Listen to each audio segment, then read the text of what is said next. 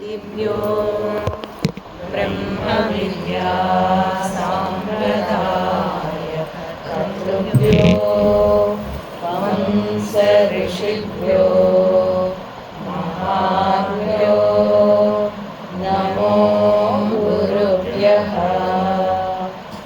सर्वोपप्लवरहित प्रज्ञानघन प्रत्यगर्तो ब्रह्मैवाहमस्मि।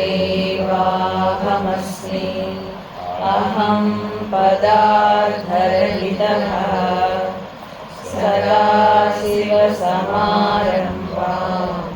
व्यासशङ्करमध्यमाम् अस्मदाचार्यपर्यन्तां वन्दे गुरुपरम्पराम्।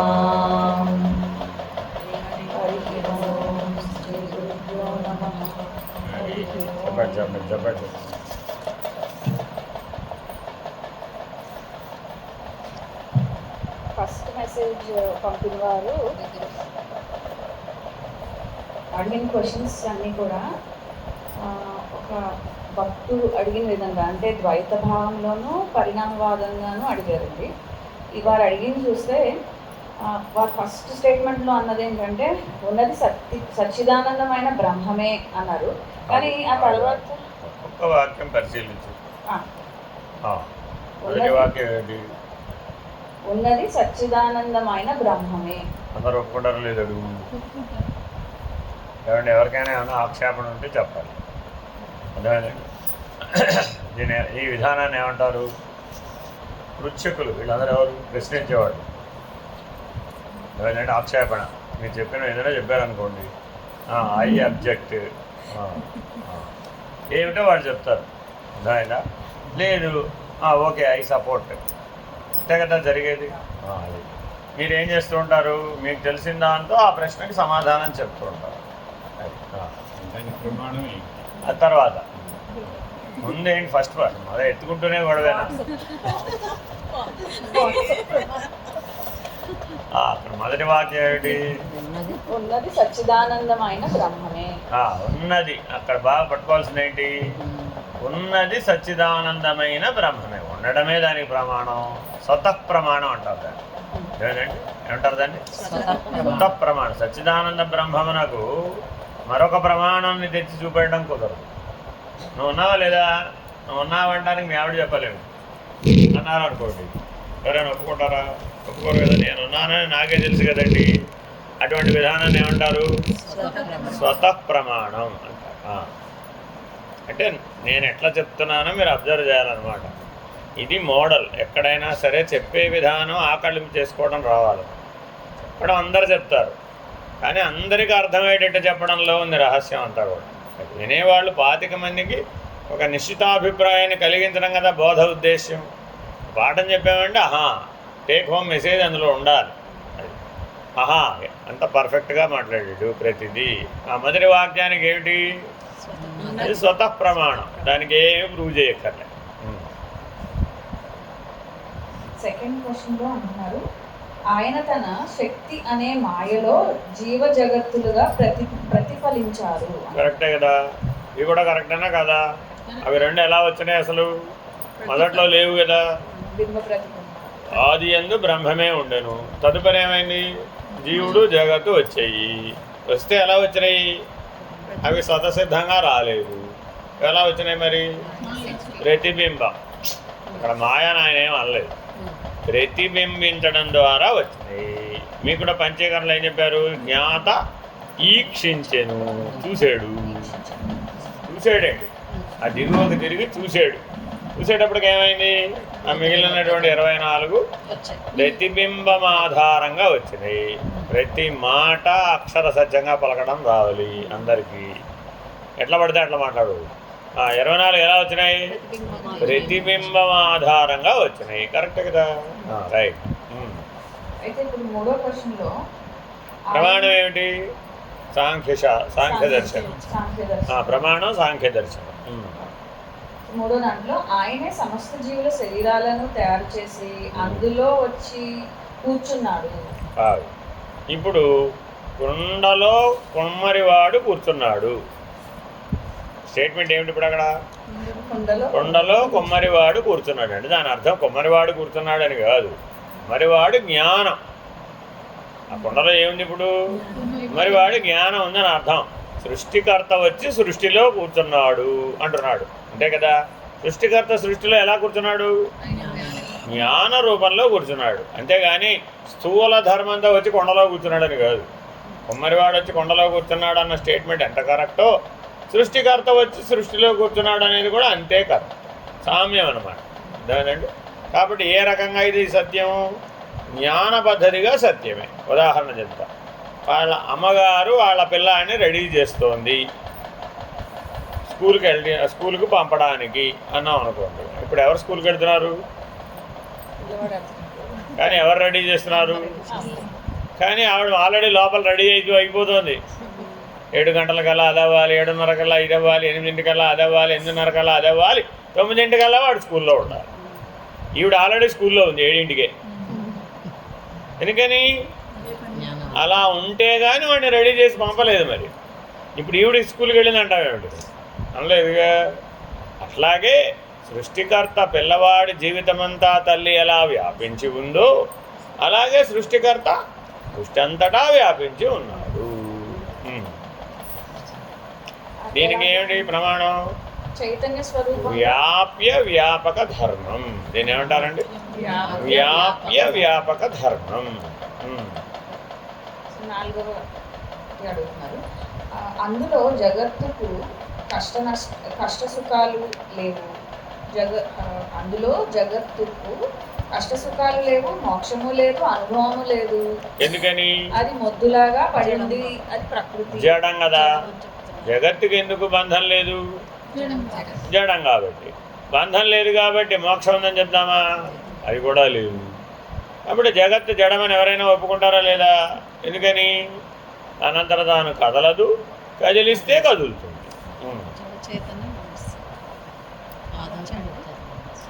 జడ లక్షణం గురించి చెప్పాడు. మరి పరమాత్మే సమస్త జీవకోటి శరీరాల్లోకి వచ్చి కూర్చుంటే మరి ఆ కష్ట సుఖాలు అనుభవించాల్సింది కూడా పరమాత్మే కదా, మనం లేము. అక్కడికి ముందు అక్కడికి విచారణ చేయాలి.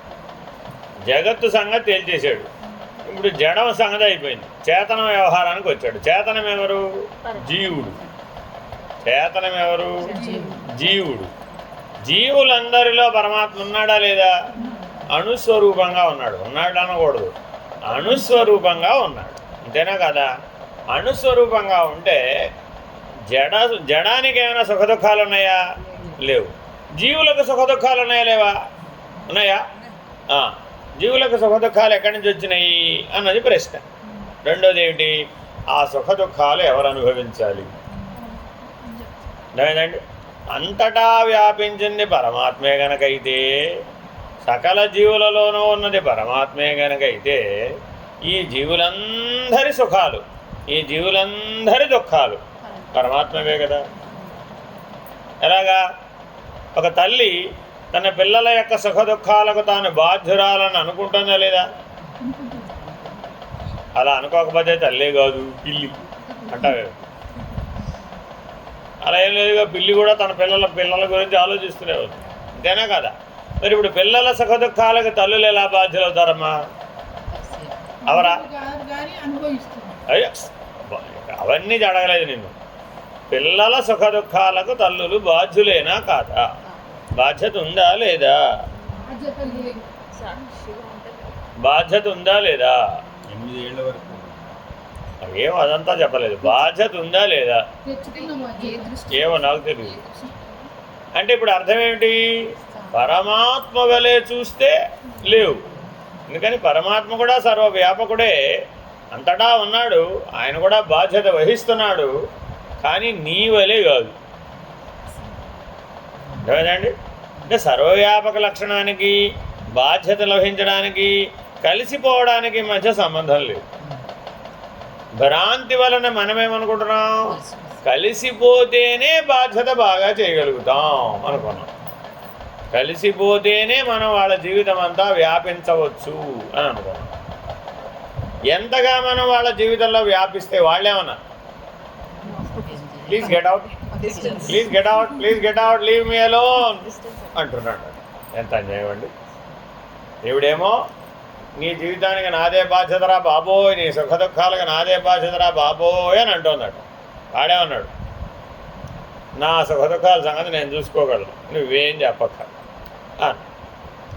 ఇప్పుడు ఎవరిని చూసి ఎవరు పాఠం నేర్చుకో. తల్లి దృష్ట్యా చూస్తే పిల్లలు జగత్తు, పిల్లల దృష్ట్యా చూస్తే తల్లి జగత్తు. తేనా కదా? మరి జీవులందరూ ఎవరి దగ్గర నుంచి నేర్చుకోవాలి? పరమాత్మ తెలియదు మనకి, జగత్తు దగ్గర నుంచే నేర్చుకోవాలి. పరమాత్మ ప్రతినిధి ఎవరు? జగత్తే. కాబట్టి తల్లులు పిల్లల దగ్గర నేర్చుకోవాలి, పిల్లలు తల్లుల దగ్గర నేర్చుకోవాలి. తప్పదు, జీవులు జగత్తు దగ్గర నేర్చుకోవాల్సిందే. ఈ జీవ జగత్ సంబంధం ఎలా మారుతుందట? నీ స్థాన భేదాన్ని బట్టి మారు. నువ్వు జీవస్థానంలో ఉన్నావు అనుకో, ఇతరములన్నీ ఏమిటి? జగత్తు. అదే వాళ్ళు జీవస్థానంలో ఉన్నారనుకోండి, నువ్వెవరు? జగత్. కాబట్టి ఎప్పటికప్పుడు ఈ జీవ జగత్తులు అవసరాన్ని బట్టి గురు శిష్యుల్లాగా మారిపోతూ ఉంటారు. అర్థమైందండి? కానీ వీళ్ళలో ఇతరులకు ఆ జ్ఞానాన్ని గుర్తు చేయగలిగేటటువంటి శక్తి, బోధించగలిగే శక్తి ఎక్కడి నుంచి వచ్చింది? అది జ్ఞానం ఉంటేనేగా. మరి గుర్తు చేయాలన్నా బోధించాలన్నా మనలో ఏముండాలి? జ్ఞానం ఉండాలి. ఆ జ్ఞానం పరమాత్మ. ఎప్పుడు గుర్తుపెట్టుకోవాలంటే జ్ఞానం పరమాత్మ, కర్త కాదు పరమాత్మ. గుర్తుపెట్టుకోవాలండి. సృష్టి అంతటా వ్యాపించిన జ్ఞానం పరమాత్మే కానీ కర్త పరమాత్మ కాదు.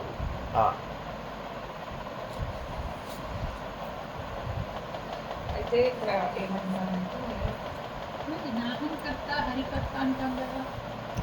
అంటే ఎవరో ఒకరి మీద తోసేస్తే కానీ మనం ఆనందంగా ఉండమని. ఉన్నది పరమాత్మే కదా, పరమాత్మే ఈ శరీరంలోకి గృహప్రవేశం చేశాడు కదా, తర్వాత ఏమైంది? పరమాత్మ జీవాత్మ ఎలా అయ్యాడు? తన స్వరూపాన్ని ఎలా మరిచిపోయాడు? జ్ఞానస్వరూపం కదా. ఇప్పుడు 2 ఉన్నాయా 3 ఉన్నాయా? ఇప్పుడు అక్కడ సృష్టి కూడా వచ్చేసిందండి, జీవ జగత్తులు కూడా వచ్చేసిన తర్వాత మరి ఆ జీవ జగత్తులు పరమాత్మ అని 3 అయ్యా? పరమాత్మ ఒక్కడే ఉన్నాడా? జీవ జగత్తులు 2 ఉన్నాయా? లేకపోతే 3 ఉన్నాయా? 2 ఉన్నాయా? 1 ఉన్నాయా? ఇప్పుడు జ్ఞాన పరిధిలో పరమాత్మకు అజ్ఞానం లేదుగా మరి. కాబట్టి పరమాత్మ ఎప్పుడు 3 అయ్యాడా? 1 అయ్యాడా? ఇప్పుడు 1. జ్ఞానమే అయి ఉన్నాడు, జీవులలోనూ జ్ఞానమే అయి ఉన్నాడు, జగత్తులో కూడా జ్ఞానంగానే వ్యాపించి ఉన్నాడు. కాబట్టి పరమాత్మ జీవాత్మ అయ్యాడని చెప్పచ్చా? జ్ఞానంగా ఉన్నాడు అంతే, జీవాత్మగా భ్రాంతి చెందలేదు ఆయనేమి. కాబట్టి భ్రాంతి చెందనప్పుడు మరి ఆయనకి ఏమైనా లభిస్తాయా? కష్టాలు సుఖాలు దుఃఖాలు అవి లేదు. కానీ ఇక్కడ ఏమంటున్నారంటే అలా పరమాత్మగా కాకుండా ఎవరికి వారే, ఎవరి ఆలోచనలు వారివే, ఎవరి శరీరాలు వారివే, అహంకార మమకారాలు రావడము, ఇదంతా ఏమిటి? ఎక్కడి నుంచి వచ్చాయి ఇన్ని భావాలు? అక్కడ కావాలి. ఎక్కడి నుంచి వచ్చాయి ఇన్ని భావాలు? వ్యవహారమే సత్యం అనుకోవడం చేత స్వరూపం మరపుకు రావడం. అద్వైతం సమాధానం చెప్పింది. ఎలాగూ అంటే నాయన వ్యవహారం మాత్రమే సత్యం అనుకుని, జ్ఞానం 2 స్థాయిల్లో ఉంది, వ్యవహారంలోనూ ఉంది, స్వరూపంలోనూ ఉంది. వ్యవహారం మాత్రమే సత్యం అనుకున్నాడు జీవుడు, స్వరూపాన్ని మర్చాడు. పరమాత్మ ఏమనుకున్నాడు? స్వరూపం మాత్రమే సత్యం అన్నాడు, అసలు వ్యవహారమే లేదన్నాడు. కాబట్టి ఈ సుఖాలు దుఃఖాలు అనేకత్వం కష్టాలు ఇత్యాదులన్నీ కూడా పరమాత్మ కిందకు వస్తాయి, రావు. ఎందుకని ఆయన ఎప్పుడూ స్వరూపంలోనే ఉన్నాడు, జీవుడు ఎప్పుడు ఎక్కడ ఉన్నాడు? వ్యవహారంలోనే ఉన్నాడు. కాబట్టి ఎప్పటికైనా జీవుడే జగత్తును చూసి పరమాత్మను అనుభవం పొంది అవ్యవహారిగా మనం స్వరూప జ్ఞాన నిష్టను పొందవలసిందే, అంతకుమించి వేరే పరిష్కారం లేదు. చివరి ప్రశ్న, పరమాత్మ శరీరంలోకి వచ్చాడు, పరమాత్మ స్థానంలో నేను ఏం చేస్తున్నాను? ఈ మధ్యలో ఏం జరిగింది? దీని కళ అనే ఉపమానంతో కాకుండా వాస్తవాన్ని వివరిస్తారా దయచేసి? ఇప్పుడు పరిణామంలో పరమాత్మ జీవుడయ్యాడంటావా? పరిణామంలో పరమాత్మ జగత్ అయ్యాడంటావా? పరమాత్మ పరమాత్మగానే ఉండి జీవ జగత్తులు వచ్చినాయంటావా అని అద్వైతం చెప్పింది. అర్థమైందండి? అద్వైతం ఏం చెప్పింది? పరమాత్మ పరమాత్మగానే ఉన్నాడు. జీవ జగత్తులు వచ్చినంత మాత్రాన పరమాత్మలో ఏ మార్పు రాలేదు. ఉదాహరణ ఎలా చెప్పారు? తల్లి పిల్లవాడిని కనది. తల్లి పిల్లవాడిని కనది. పిల్లవాడు వచ్చాడు, పిల్లవాడి ప్రపంచం కూడా వచ్చింది. తల్లికి ఏమైంది? ఇప్పుడు తల్లి తల్లిగానే ఉంది. అంతేనా కదా? As simple as it. లేదండి బాబు, తల్లి 3 మొక్కలు అయింది అంటానికి వీలైందా? వీలు కాదు. తల్లికి ఇప్పుడు ఆరంభవాదం చెప్పాలంటావా, పరిణామవాదం చెప్పాలంటావా, వివర్తవాదం చెప్పాలంటావా? అంటే 3 ఉన్నాయి, కానీ 3ఇంటిలోనూ తల్లి సాక్షిగా. తల్లి లేకపోతే పిల్లలు లేరు, ఆరంభవాదం. తల్లి ద్వారానే పిల్లలు వచ్చారు, అదేమిటి? వివర్తవాదం. అంతేనా కదా? అంతకుముందు అమ్మాయి, ఇప్పుడు అమ్మాయింది, పరిణామవాదం. 3 ఉన్నాయి, కానీ తల్లి అనే ఆవిడ 3ఇంటికి సాక్షి. తల్లి అంటే ఏమిటి? ఇప్పుడు ఆవిడలో ఉన్న జ్ఞానం. ఆవిడ నామరూపాలు కాదు, ఆవిడ అనుభవం కాదు, ఆవిడ నిర్ణయం కాదు. ఆవిడలో ఉన్న జ్ఞానాన్ని తల్లి అంటున్నాం. లేకపోతే ఆ పిల్లల్ని మరి జీవితం అంతా తాను ఎట్లా తీర్చిదిద్దగలుగుతుంది, పోషించగలుగుతుంది, పెంచగలుగుతుంది? కాబట్టి మనం తల్లి, తండ్రి, గురువు, దైవం అని ఎవరిని అంటున్నాం? జ్ఞానాన్ని అంటున్నాం. అంతేగాని నామరూపాలను అంటల్లా. మనం గుర్తుపెట్టుకోవాలండి. మాతృదేవోభవ అని ఎందుకన్నాం? జ్ఞానం. అక్కడ జ్ఞానాన్ని మాత్రమే దైవం అని అంటున్నాం. తండ్రిని కూడా దైవం అని అంటున్నావు. ఎందుకంటున్నావు? జ్ఞానాన్ని. గురువుని దైవం అంటున్నాం. ఎందుకని? జ్ఞానాన్ని.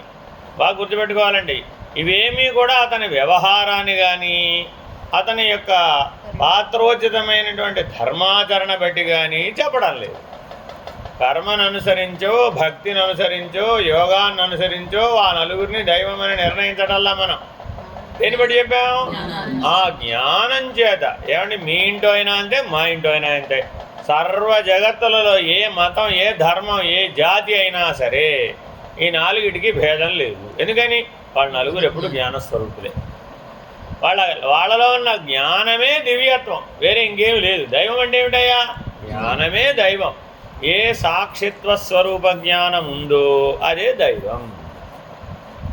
ఇప్పుడు అందులో ఏమైనా సమస్య ఉందా? ఇహ అందులో సమస్య లేదు. అదే వాళ్ళ నామరూపాల జోలికి వచ్చాం, అప్పుడేమైపోయింది? అబ్బో, వాళ్ళ అమ్మ వేరేనండి, మా అమ్మ వేరేనండి, వాళ్ళ నాన్న వేరేనండి, మా నాన్న వేరేనండి, వాళ్ళ ఇంట్లో అందరూ లాయర్లేనండి, వీళ్ళింటో అందరూ డాక్టర్లేనండి, వీళ్ళింటో అందరూ పశువులు కాపర్లేనండి. అయితే ఏమిటి? కృష్ణుడు లాయర్లు ఇంటో డాక్టర్లు పుట్టలేదు, పశువులు కాపరంటారు. తక్కువ ఏం కాలే అప్పుడు. అది ఏ కులము నీదంటే గోకులం నవ్విందట. ఏ కులమేవి?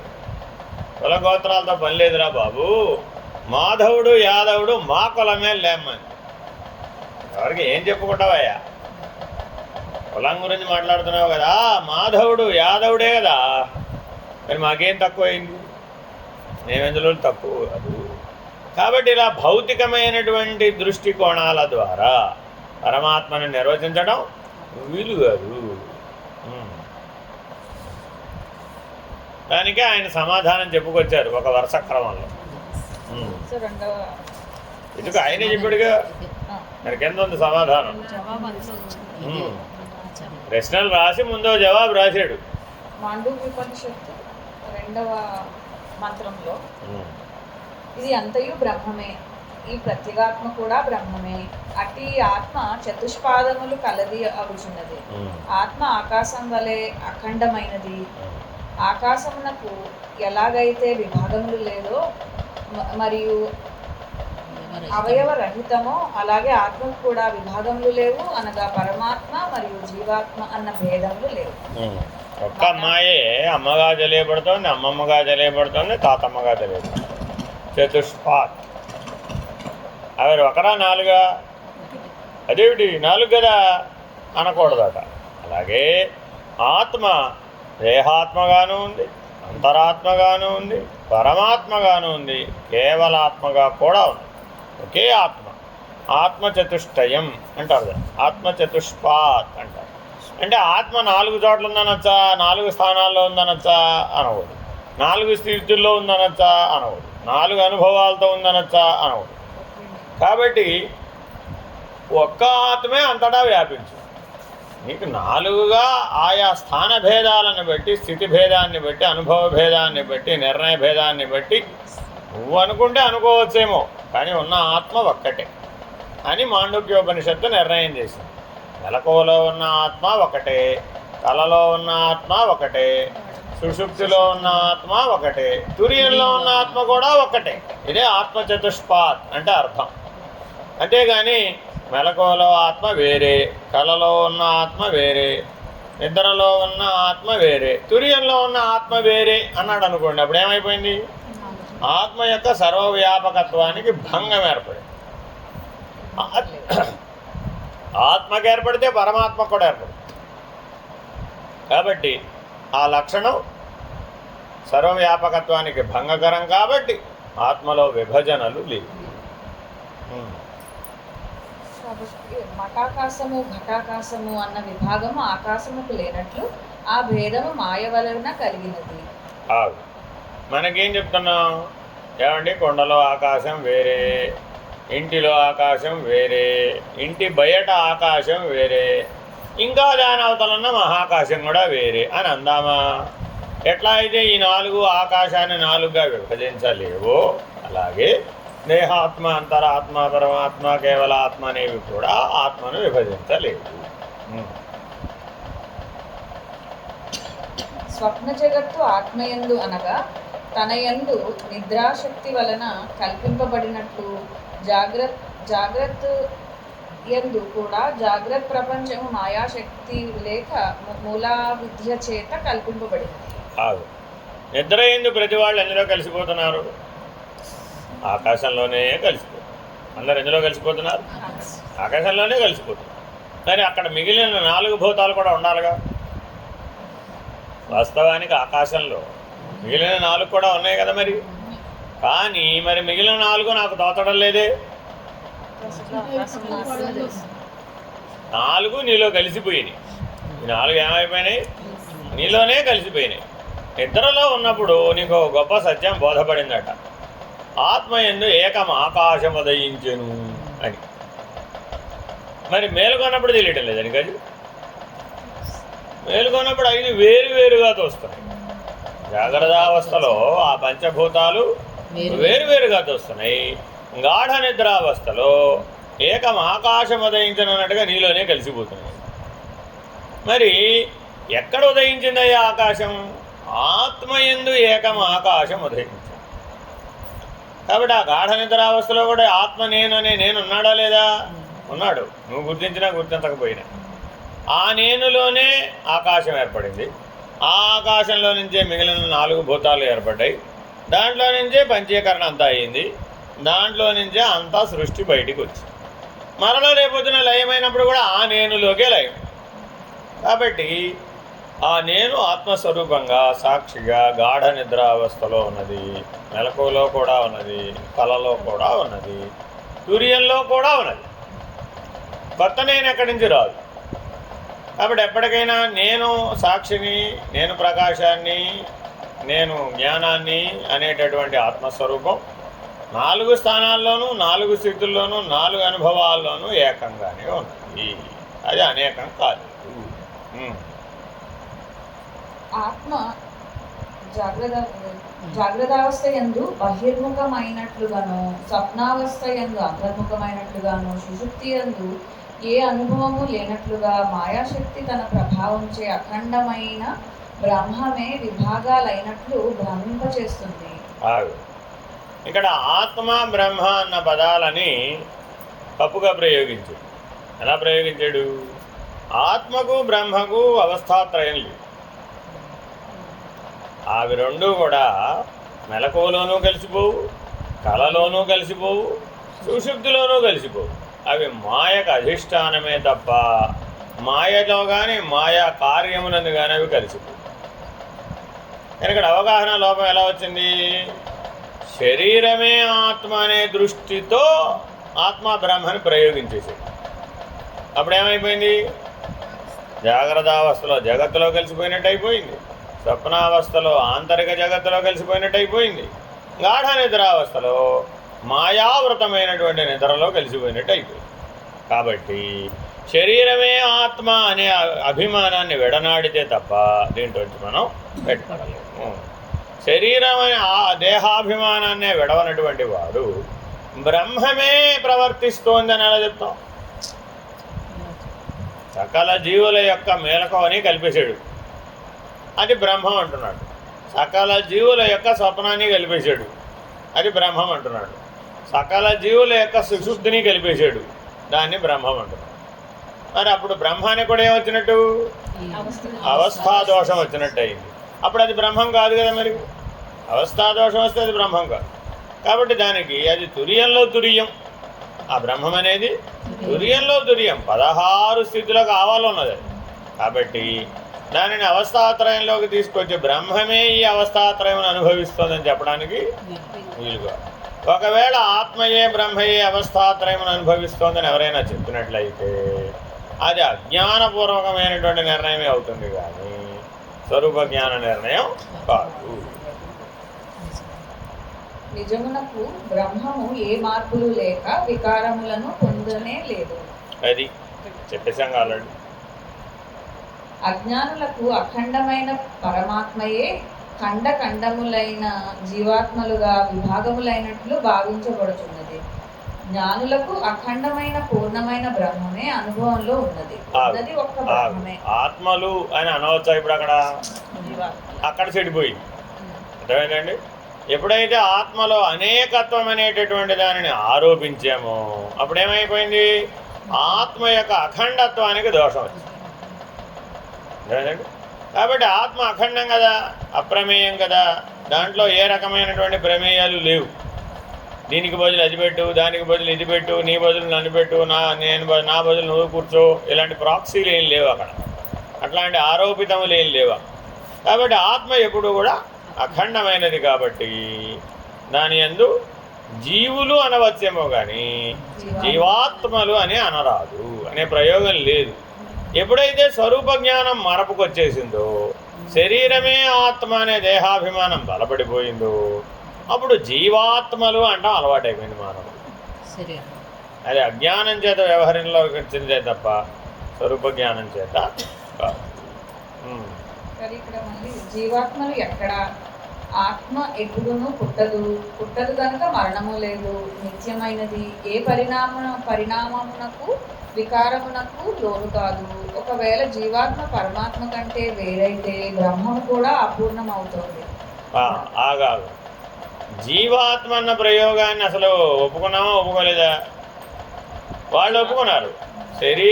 దేహాభిమానం కలిగినటువంటి వాళ్ళందరూ ఒప్పేసుకున్నారు. ఎందుకని?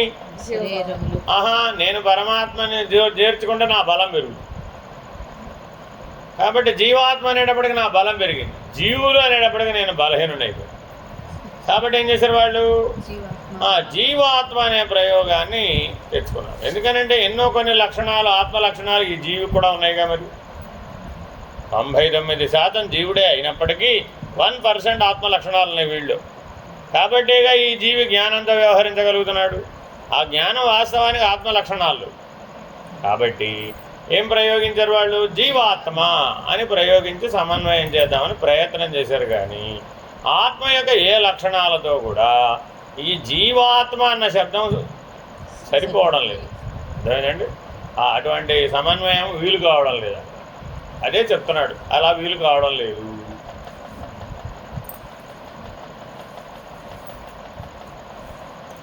కాబట్టి జీవులకు జనన మరణాలు ఉన్నాయని చెప్పవలసిందేమో కానీ జీవాత్మలు మరణిస్తున్నాయని చెప్పడానికి వీలు లేదు. ఎన్నో మతాలు, ఎన్నో సంప్రదాయాలు జీవాత్మలే మరణిస్తున్నాయి, జీవాత్మలే పునర్జన్మను పొందుతున్నాయి, ఆత్మే మరొక దేహాన్ని పొందుతోంది, ఆత్మే మరణిస్తోంది అనేటటువంటి విధానాన్ని ద్వైతం అనేటటువంటి భ్రాంతి చేత మనకి ఆ నిత్య జీవితంలో అందుబాటులోకి తీసుకొచ్చింది. కానీ అక్కడ ఏం లేదయ్యా అంటే అది సత్యమే, కానీ 1%, అంతేగాని పూర్ణ సత్యం కాదు. ఎందుకని? ఎప్పుడైతే జనన మరణాలనే చక్రీయమైనటువంటి లక్షణం ఆత్మకి బ్రహ్మకి ఆపాదిస్తామో అవేమైపోయినాయి? అపూర్ణమైపోయినాయి. పూర్ణమైన బ్రహ్మము పూర్ణమైన ఆత్మ అపూర్ణమైనటువంటి స్థితికి వచ్చేస్తుంది. అవి ఎప్పుడు అలా ఉండవు కాబట్టి ఆ లక్షణం దీనికి లేదు. బ్రహ్మము ఎప్పుడు శరీరాలను గ్రహించదు, మాయ చేత అలా గ్రహించబడినట్లు అగుపడుచున్నది. అలాగే ఆత్మ ఎల్లప్పుడూ అన్నింటి అందును ప్రవేశించే ఉన్నది. మరలా మరలా ప్రవేశము నిర్గమనము అనేవి లేనే లేవు.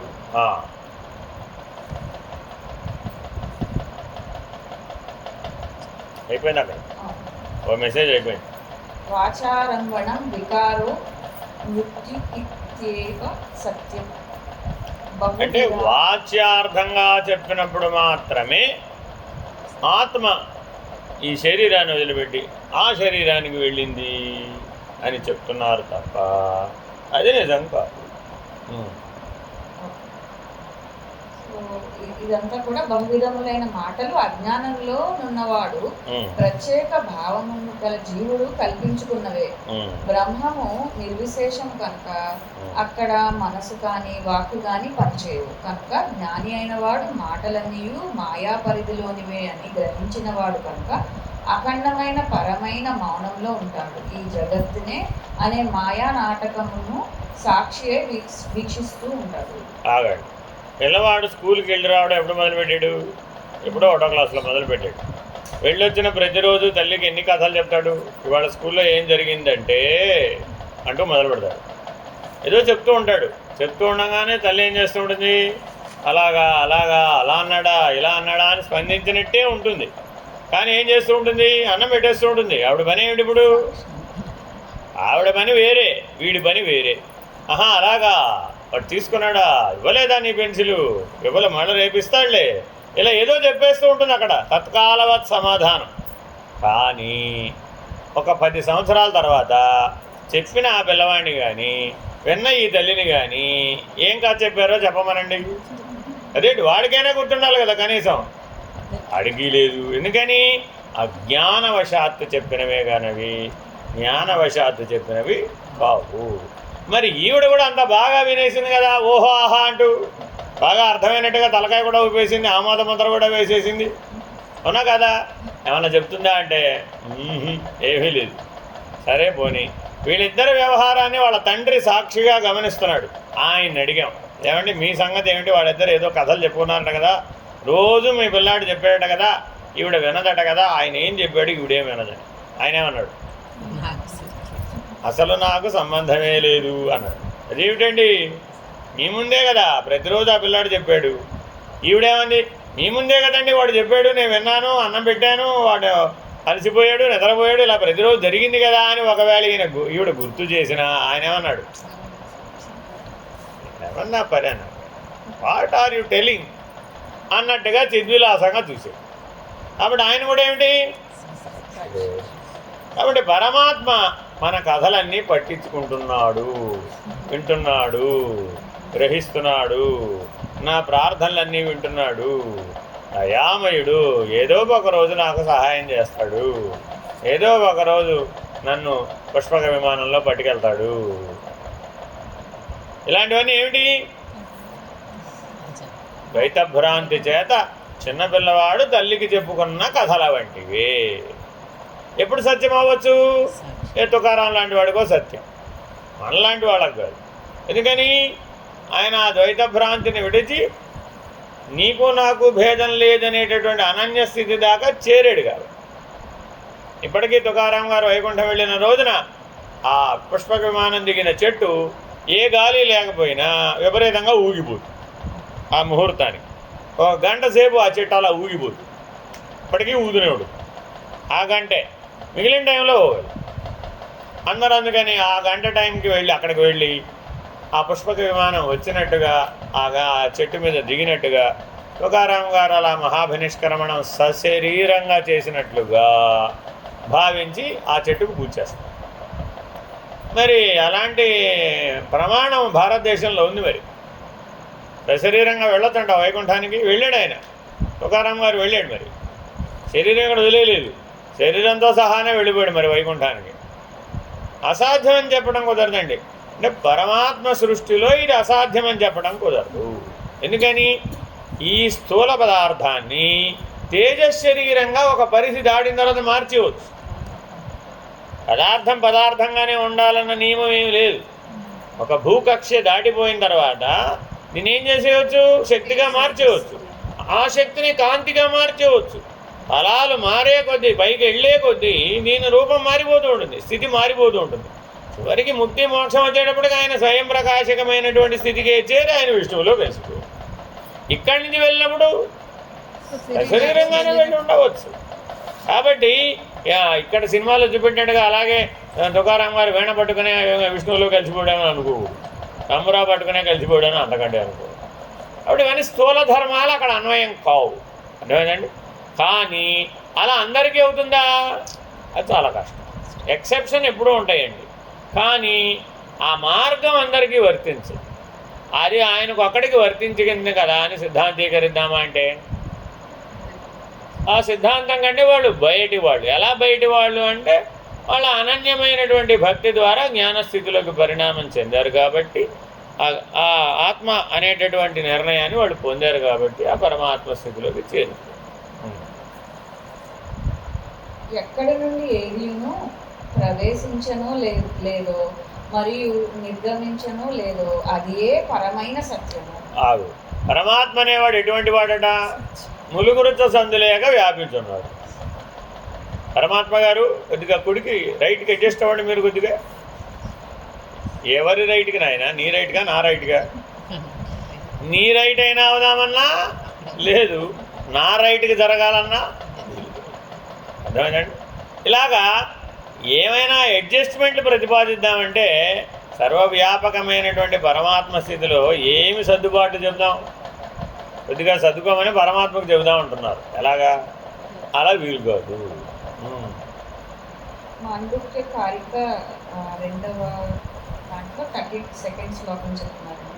నవిరోధో నోత్పత్తి నభద్దో నచ సాధకః నముముక్షు నవై ముక్తః ఇత్యేష పరమార్థత. ఎప్పుడూ ముక్తమే అయి ఉన్నది, అంతటా వ్యాపకమై ఉండడం చేత దానికి ఏ రకమైనటువంటి విరోధము ఆభాసము రెండు లేవు. పరమాత్మకి ఏం లేవండి, విరోధము లేదు, ఆభాసము లేదు. కాబట్టి అది ఎప్పుడూ ముక్తమే. విరోధము ఆభాసము ఉంటే అది బాంధవం. ఇది ఎప్పుడు గుర్తుపెట్టుకోవాలి. మనలో ఈ రెండు అనుభవాలు ఉన్నాయనుకోండి, ఏమిటి? విరోధము, ఆభాసము. ఈ రెండు లక్షణాలు గనక మనలో ఉన్నట్లయితే దానికే బంధం అని పేరు. ఈ రెండు లక్షణాలు లేకపోతే ముక్తం అని పేరు.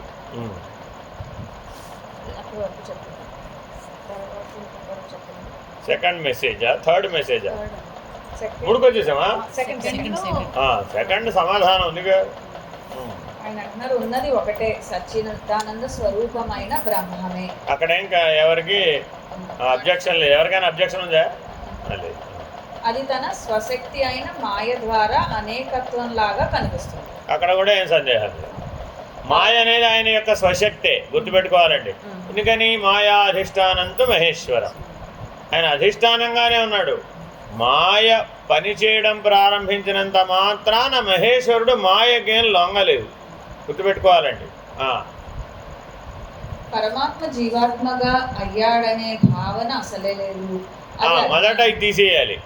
ఏం తీసేయాలి? చిదంశ చేత వీడు జీవుడయ్యాడే కానీ సాక్షాత్తు చిత్ స్వరూపం కాదు. అర్థమైందండి. అంటే మిణుగురు పురుగులో కూడా చిదంశ ఉంది. ఎందుకని?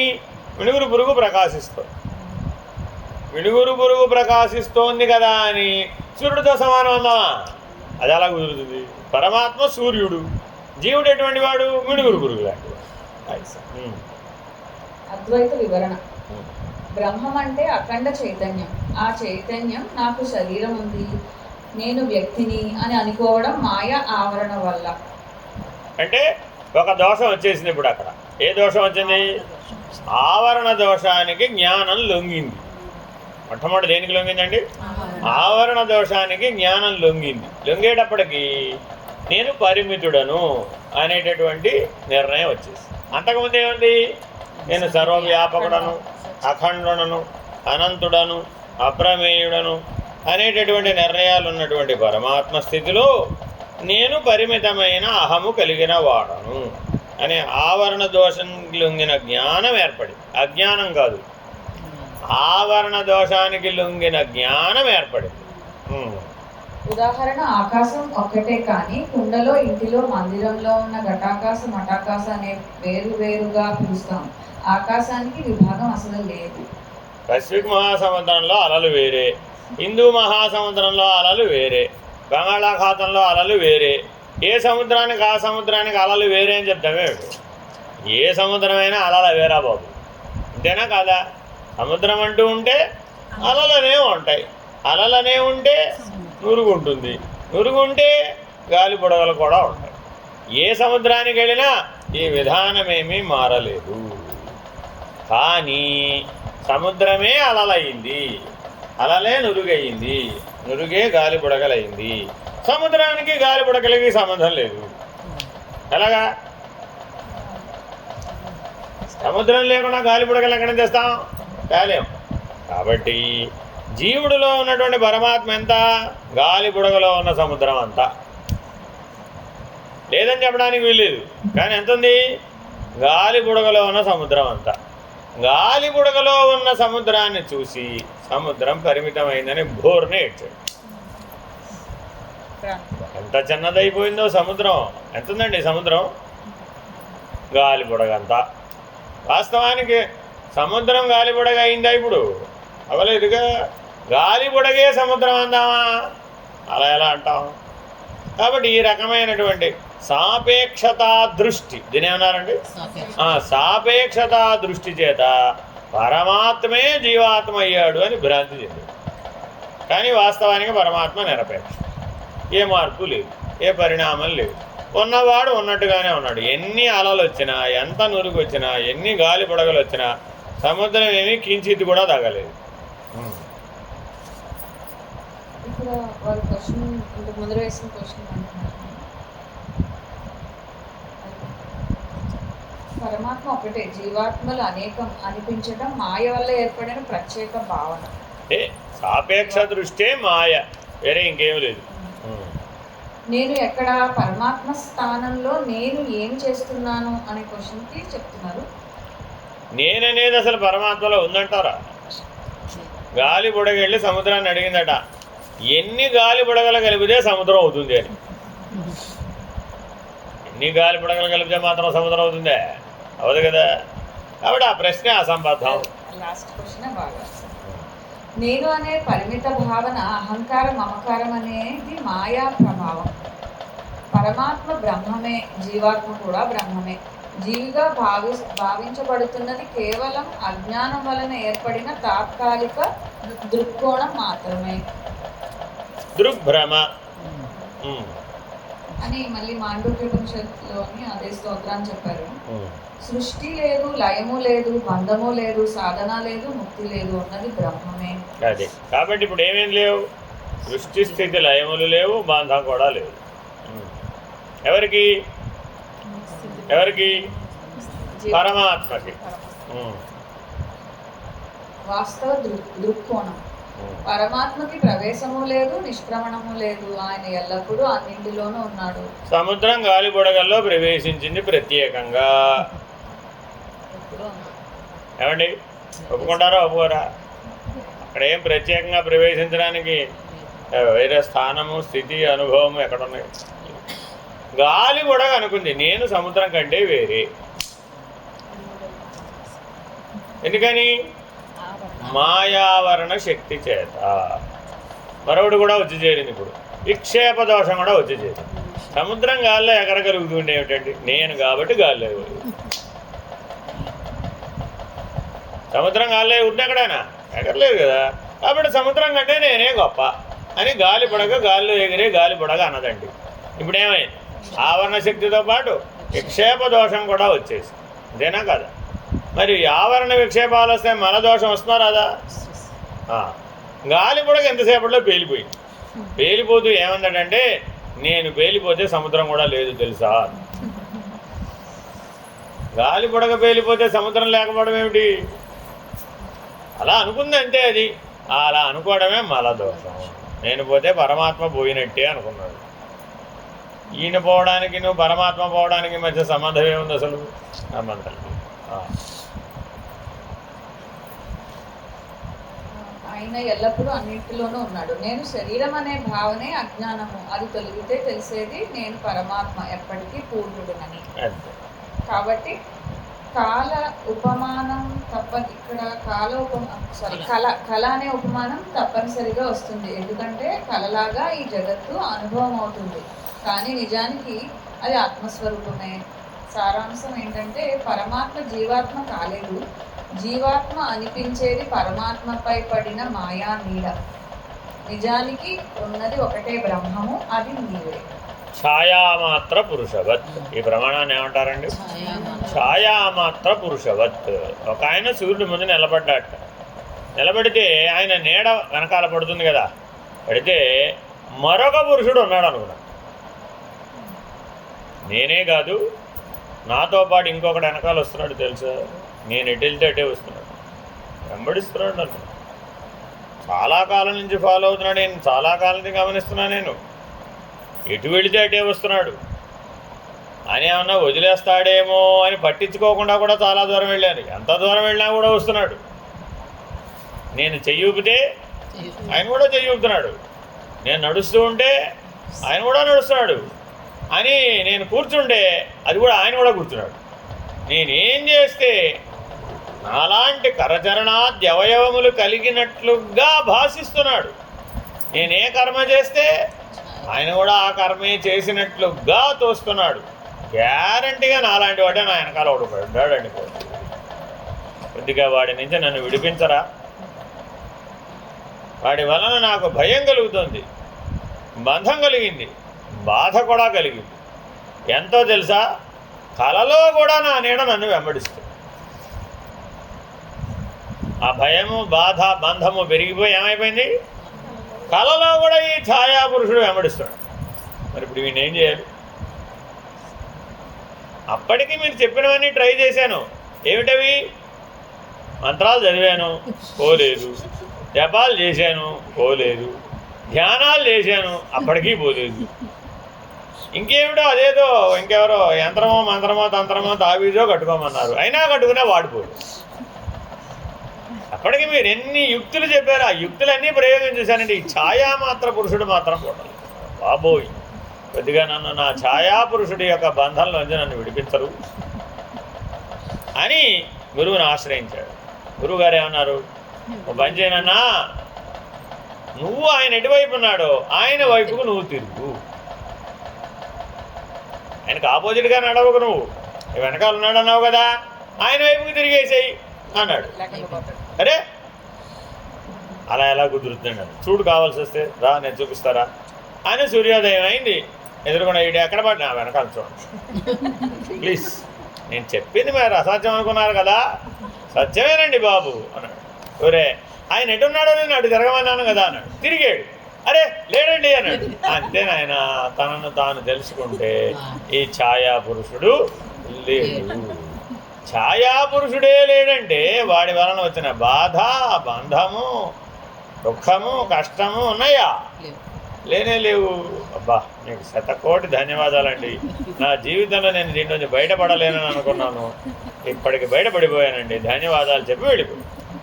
కాబట్టి దీన్ని అద్వైతంలో ఎలా వివరిస్తారండి? ఛాయామాత్ర పురుషవత్ అంతే. ఏమండి, జీవ జగత్తులు ఏమిటండి? ఛాయామాత్ర పురుషవత్. అది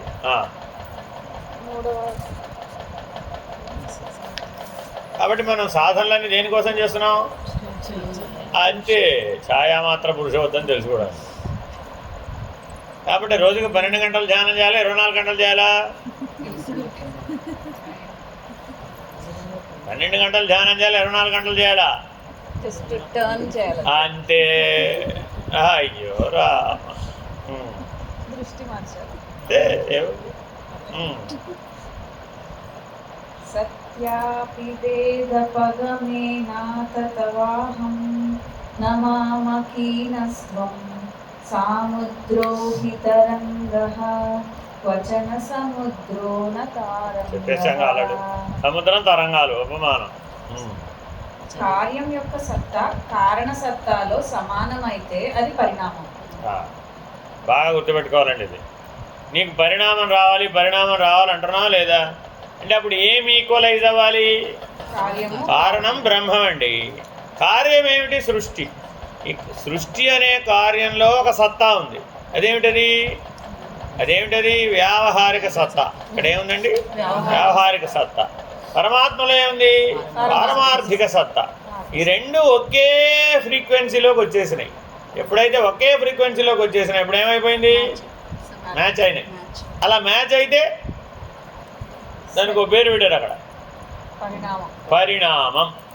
అర్థమైందండి? బాగా రోజు శివ పూజ బాగా చేసేటండి. ఆ ఈశ్వరుడు ఎవరు? పారమార్థిక సత్తా. ఈ పూజ చేసిన ఆయన ఎవరు? వ్యావహారిక సత్తా. చేసి రెండు ఒకే స్థాయికి వచ్చేసినాయి. ఎలా వచ్చినాయి? సంగత్యాగం, కర్మఫల త్యాగం, కర్తృత్వ త్యాగం. ఈ 3 లక్షణాలు ఈశ్వరుడిలో సహజం. ఇతను కూడా చేసి ఎక్కడికి వచ్చేసాడు? ఆ 3 లక్షణాల స్థాయికి వచ్చేసాడండి. అప్పుడు ఏమైపోయింది? మ్యాచ్ అయిపోయింది, పరిణామం వచ్చేసి అంతే. కాబట్టి ఇప్పుడు మరి అక్కడ పరిణామం రాదంటని చెప్పడానికి వీల్లేదు. ఎక్కడైనా పరిణామం తప్పదు. ఎలాగా? కర్మానుభవం ద్వారా. ఎప్పుడు వచ్చింది? వ్యావహారిక సత్తా పారమార్థిక సత్తాతో సమాన స్థాయిలోకి పరిణామం చెంది సమన్వయపడింది. ఎప్పుడైతే సమన్వయపడిందో పరిణామం వచ్చింది. విషమమైతే అది వివర్తం. ఆగండి చెప్తా. ఎలాగూ? మీ అమ్మాయికో మీ అబ్బాయికో పెళ్లి చూపులు చూస్తున్నారండి. ఎప్పుడు సెటిల్ అవుతుంటారు పెళ్ళి? అన్నిటికీ ఇదో తగాదా? మీరు ప్రయత్నం చేయాలా అక్కర్లేదా? చేయాలి. అవతల వెయ్యాల వారు ఎప్పుడు ఒప్పుకుంటే అప్పుడు అవుతుంది. అంతేగా మరి ఒప్పుకోలేదండి మీరు చేయాలి. ఎలా చేస్తారు? అంతేనా కాదా? మరి ఈ లోపల ఏం చేయాలి? మీకు టెన్షన్ పెరుగుతుంది, బీపీ పెరుగుతుంది. అందుకని ఏం చేయమన్నారు? ఈశ్వరారాధన చెయ్యండి. ఎవరైతే వధూవరులు ఉన్నారో వాళ్ళని ఈశ్వరారాధన చెయ్యమనండి. ఎవరైతే పెళ్లి చేద్దామని అనుకుంటున్నారో వాళ్ళని కూడా ఈశ్వరారాధన చేయమనండి. ఎందుకండి ఈశ్వరారాధన చేయటం? వాళ్ళలో పారమార్థిక సత్తా యొక్క బలం పెరుగుతుంది. ఎంత బలం పెరిగిందయ్యా అంటే వ్యావహారిక సత్తాలో ఉన్నటువంటి బలహీనతని తనలో కలుపుకునేటంత. ఎందుకని? విషమంగా ఉంటే పని అవ్వదు, పరిణామం రాదు. మరి విషమం నుంచి సమం అవ్వాలంటే ఏం చేయాలి? సముద్రం స్థాయి పెరిగిందండి, నది వచ్చి చేరిందండి. ఎంత వేగంతో వచ్చి చేరినా నదిని స్వీకరించేసి, అంతేనా కదా? అట్లా జాగ్రత్తగా మనలో పారమార్థిక సత్తాని పెంచితే జీవ జగత్తులలో ఉన్నటువంటి వ్యావహారిక సత్తా విషమ స్థితి నుంచి సమస్థితికి వచ్చేస్తుంది. విషమ స్థితిలో ఉంటేనేమో పరిణామం రాదు, సమస్థితిలో ఉంటేనేమో పరిణామం వచ్చేస్తుంది. మనకి 80 ఏళ్ళు అయినా ఆత్మానుభవం ఎందుకు కలగలేదు? విషమ స్థితిలో ఉంది కాబట్టి. ఎప్పుడైతే విషమ స్థితి నుంచి సమస్థితికి చేరతామో వెంటనే వచ్చేస్తుంది ఆత్మానుభవం. మీలో ఎప్పుడప్పుడు ప్రకాశం కనబడిందని మీరు అందరూ అంటుంటారండి. ఏదో జపం చేస్తుంటేనో, ధ్యానం చేస్తుంటేనో, ఇంకేదో చేస్తుంటేనో, పేరు పెట్టడానికి వీలు లేని సాధనలు మీరు చేస్తున్నప్పుడు అంటే అర్థమేంటి? ఏదైనా కావచ్చు, కళలో కావచ్చు, నిద్రలో కావచ్చు, వాటికి పేరు పెట్టడానికి వీలు కాదు. అలాంటివన్నీ చేసినప్పుడు మీకు కనబడింది అన్నారనుకోండి. ఎందుకు కనబడింది? సమస్థితికి చేరిన ఆ సందర్భంలో కూడా మనలో పారమార్థిక సత్తా ఉందండి, లేకపోలా. ఎందుకని నీ ఉనికి అది దానిలో బలం పెరిగి ఏం చేసింది? ఎన్ని విషమమైనటువంటి స్థితులున్నా ఆ విషమమైనవన్నింటినీ తనలో ఈక్వేట్ చేసుకుంది, సమస్థితికి తీసుకొచ్చి కలిపేసింది. ఎప్పుడైతే ఆ సమస్థితికి రాగానే వెంటనే ప్రకాశం వచ్చేది. As simple as it. అర్థమైందండి? మీరు ఏ సాధన అయినా చేయండి, ఇదేదని లేదు. మీరు పాటలు పాడుతున్నా వస్తుంది, నామస్మరణ చేసినా వస్తుంది, జపం చేసినా వస్తుంది, పూజలు చేసినా వస్తుంది. ఏ సాధన అయినా చేయండి. ఎక్కడ దాకా అంటే సమాధి నిష్ట వరకు కూడా సాధనలే. ఆ సాధనలన్నీ ఇంతకీ దేనికి? నిన్ను ఛాయాపురుషుడు వైపు తిప్పడానికి. అటు తిరిగి ఉన్నాడండి, వాడిని ఇటు తిప్పడానికి ఈ సాధనలన్నీ చేసాం. తిప్పగానే ఏమైపోయింది? అరే వెళ్ళాడే, మరి ఉన్నది ఏమిటో ఇప్పుడు ప్రకాశమే. కాబట్టి ఆత్మ సాక్షాత్కార జ్ఞానం వెంటనే కలిగి వస్తుంది. చిత్ స్వరూపుడు అనేటువంటి అవగాహన కలుగుతుంది. ఘటం కార్యం, మృత్తు కారణం. కారణం కార్యమైన ఘటం యొక్క సత్తా కారణమైన మృत्यు యొక్క సత్తాతో సమానమైనదే కాన ఘటం మృత్తిక యొక్క పరిణామం. అంతే. చూడగానే ఏం చెప్పాము? కొండను చూడగానే మట్టితోనే చేయబడిందని గుర్తించాం. ప్రత్యేకమైన ప్రక్రియలు ఏమైనా అవసరమా కాదా? జస్ట్ మార్పు చెందిన ఆకారం మాత్రమే. మూలాన్ని చూస్తే మార్పు చెందినట్లు కనబడుతున్నది, మార్పు చెందలేదు. మట్టి యొక్క వాస్తవిక లక్షణమేం మారిపోలేదు కొండ అయినంత మాత్రాన, అవునా కదా? దాని వ్యాపక ధర్మం అలాగే ఉంది, దాని ఎలాస్టిసిటీ అలాగే ఉంది, దాన్ని మరలా తిరిగి తనలో లయం చేసుకోగలిగే శక్తి కూడా అలాగే ఉంది. మట్టికున్న ఏ లక్షణాలు కొండ అవడం చేత ఏమీ మారలేదు. పరమాత్మ యొక్క లక్షణాలు సృష్టి రావడం చేత ఏమీ మారలేదు. బ్రహ్మాండం అనే కొండ వచ్చిందండి పరమాత్మ ఆధారంగా. పరమాత్మ మారిపోయాడు అన్నాడు. పరమాత్మ ఎందుకు మారిపోతాడు? పరమాత్మ లక్షణ సముదాయం, అది మారలేదు. అది ఆకార సముదాయము, వ్యవహార సముదాయము కాదు. వ్యవహార సముదాయం అంతా జీవులు, ఆకార సముదాయం అంతా జగత్తు. ఈ జీవ జగత్తులు రెండూ కూడా ఆకార భ్రాంతి, వ్యవహార భ్రాంతి అంతే తప్ప వాస్తవానికి పరమాత్మ యందు ఏ రకమైన మార్పు లేదు. అవినాశి. ఎందుకని? మారితే నశించిపోతాడు.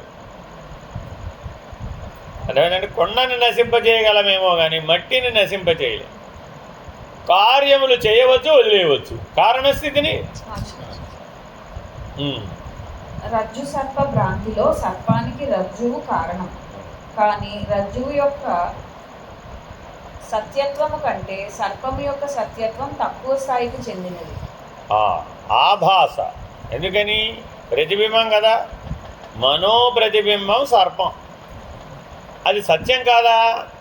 తక్కువ స్థాయి, నిమ్న స్థాయికి సంబంధించిన సత్యం. అంటే అర్థం ఏమిటట? పిల్లవాడు ఒక బొమ్మ వేశాడు, వాళ్ళ అమ్మ బొమ్మ వేసుకొచ్చాడు. స్కూల్కి వెళ్ళి ఏం చేశాడు? వాళ్ళ టీచర్ చెప్పింది అమ్మ బొమ్మ ఇరా అని. ఏం చేశాడు? వాడు వేశాడు. వాళ్ళ టీచర్ ఏమంది? కింద వెరీ గుడ్ అని సంతకం పెట్టేసి. వాడికి ఎంత ఆనందం కలిగింది. బ్రహ్మాండం, బ్రహ్మరథం పడితే ఎంతో వాళ్ళ టీచర్ వెరీ గుడ్ అందండి బాబు. ఇంటికి వచ్చాడు, ఏం చేశాడు? ఆ బొమ్మ తెచ్చి అమ్మ నీ బొమ్మ వేశాను, మా టీచర్ నన్ను వెరీ గుడ్ అంది, క్లాస్ మొత్తం మీద నేనే బాగా వేశాను తెలుసా అని ఆ బొమ్మ ఈవిడికి ఇచ్చాడు. ఈవిడ ఆ బొమ్మ చూడగానే ఏమైపోయింది?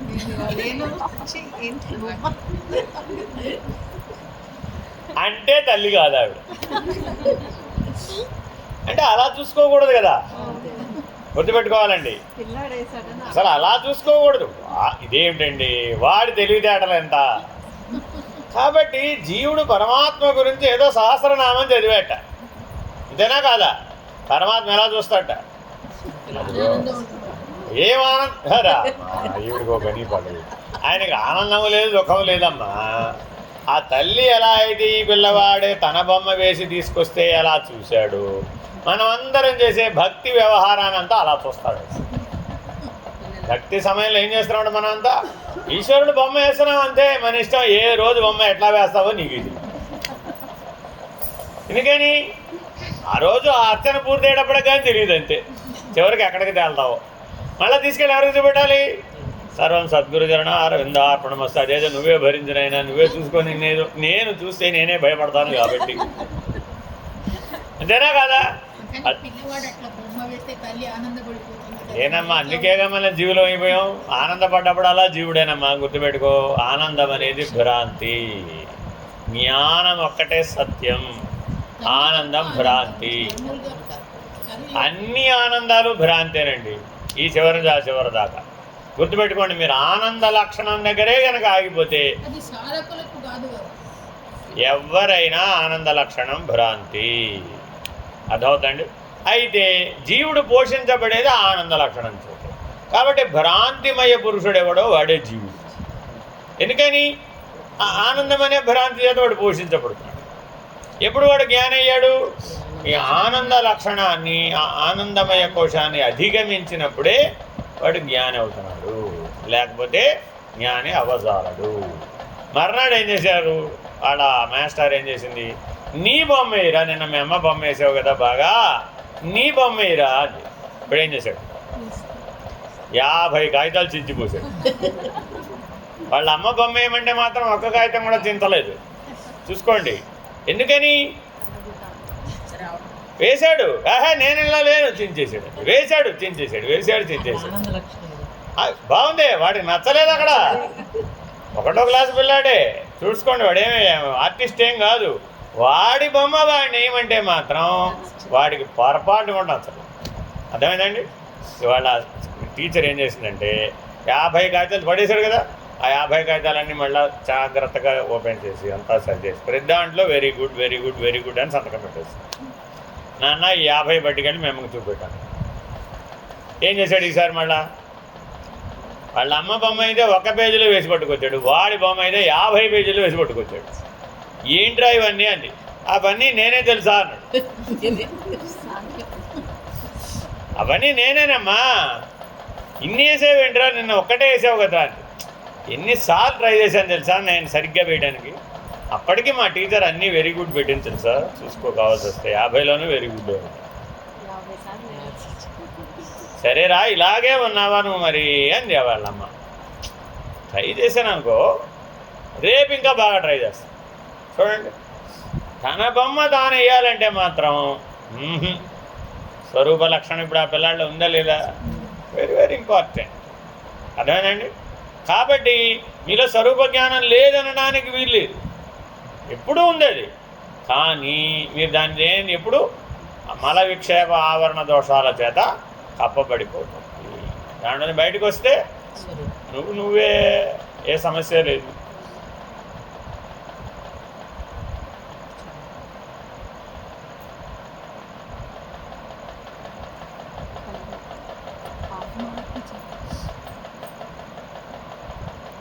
మనం కూడా తనను తాను తెలుసుకునేటప్పుడు ఎన్ని పేజీలు వాడేసాం, 50 పేజీలు వాడేసాం. వ్యవహారాత్మక సత్యత్వము, రెండవదేమో ప్రాతిభాసిక సత్యత్వం. అంటే పిండాండం అంతా ఏమిటి, వ్యావహారిక సత్యత్వం. బ్రహ్మాండం అంతా ఏమిటి, ప్రాతిభాసిక సత్యత్వం. మరి పరమాత్మ అంటే ఏమిటి అంటే మహదహంకార. పరమాత్మ అంటే ఇప్పుడు ఎక్కడ దాకా చెప్తున్నాం, మహదహంకారం వరకే చెప్తున్నాం. ఆ మహదహంకారాన్ని పారమార్థిక సత్యం అంట. అందుచేత సర్పము రజ్జువు యొక్క వివర్తం. అంతే, తోచింది. వివర్తం అంటే అర్థం ఏంటి, తోచుట, పరిణామం చెందిందని కాదు, తోచినది అంతే. జగత్తు మిథ్యగాన వ్యవహారాత్మక సత్తా మాత్రమే ఉన్నది గాన దాని సత్తా బ్రహ్మము యొక్క సత్తా కంటే తక్కువది. అందుచేత అది బ్రహ్మము యొక్క వివర్తం. ఒక ఆవిడ అత్తగారు కోడలు గారు ఏదో వ్రతం చేస్తారు కదా, ఏదో శ్రావణ మంగళ గౌరి వ్రతమో శ్రావణ శుక్రవారం వ్రతమో చేశారండి. ఏదో పుణ్యానికి ఆవిడ పిలిచారు. ఆవిడ వచ్చింది. వచ్చి ఏం చేసింది, కోడల కంటే అత్తగారే బాగుందండి.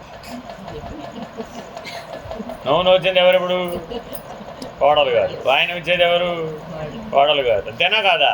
ఇవి ఉన్నావిడ సైలెంట్గా వాయన బుద్ధికి వెళ్ళొద్దు కదా. ఏం చేసింది, పైగా ఎలా చెప్పింది, అత్తగారి దగ్గర మీ కోడల కంటే నువ్వే బాగున్నావు తెలుసా అని ఆ కోడలు పక్కనే ఉండగానే. ఇప్పుడు ఈ అత్తగారు ఏం చేయాలి,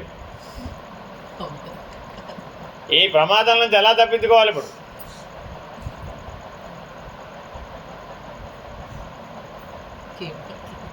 ఏమో ఏం చెప్తే ఏం ప్రమాదం వస్తుందో.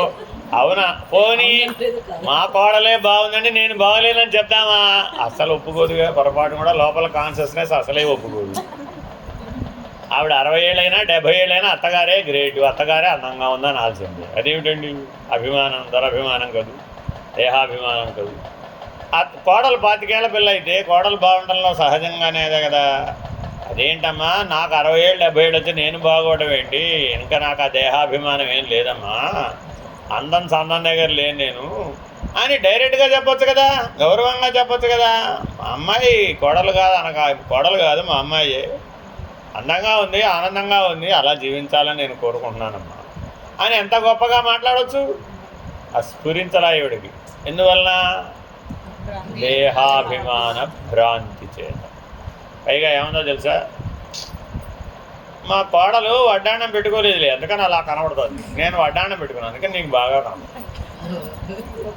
ఇంకేమై ఎడిషనల్ భ్రాంతి యాడ్ అయ్యి, అసలే దేహాభిమానమే గొడవ అంటే దానికి ఇంకా అలంకారం అనే అభిమానం కూడా వచ్చింది. అర్థమైనట్టు.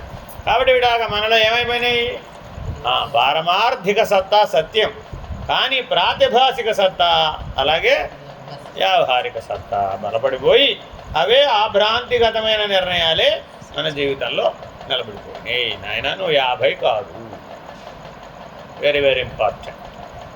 50 కాదు, నువ్వెవరు? నువ్వు మహదహంకారం, పరమాత్మ, పరమార్థిక సత్తా. కిరీటం పెడితే పరమాత్మ, కిరీటం తీస్తే పరమాత్మ కదా. అలా ఎలాగండి? కిరీటం సింహాసనం ఎవరు? ప్రాతిభాసిక సత్తా, బ్రహ్మాండం. ఆ కిరీటం సింహాసనం ఏమిటి? ప్రాతిభాసికం, అలంకారప్రాయం. అది బ్రహ్మాండం అంతా అలంకారప్రాయమే, పిండాండం అంతా వ్యవహారమే. మరి రెండు ఎలా సత్యం అవుతాయండి? అవ్వవు కదా.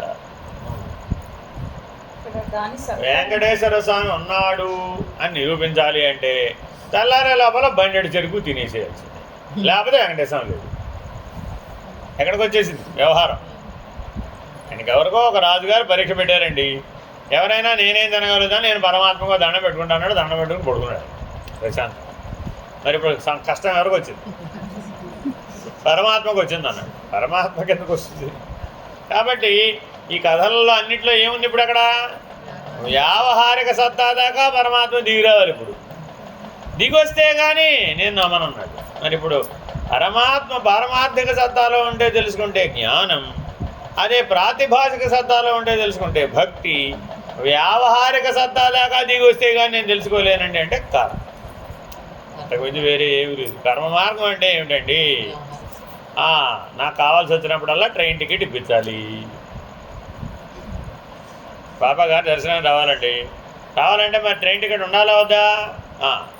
బాబా గారు దయ వల్ల ఒక్క రోజులో దొరికేస్తుందండి టికెట్. ఇప్పుడు ఎక్కడ దాకా వచ్చేసాడు ఆయన? వ్యవహారిక.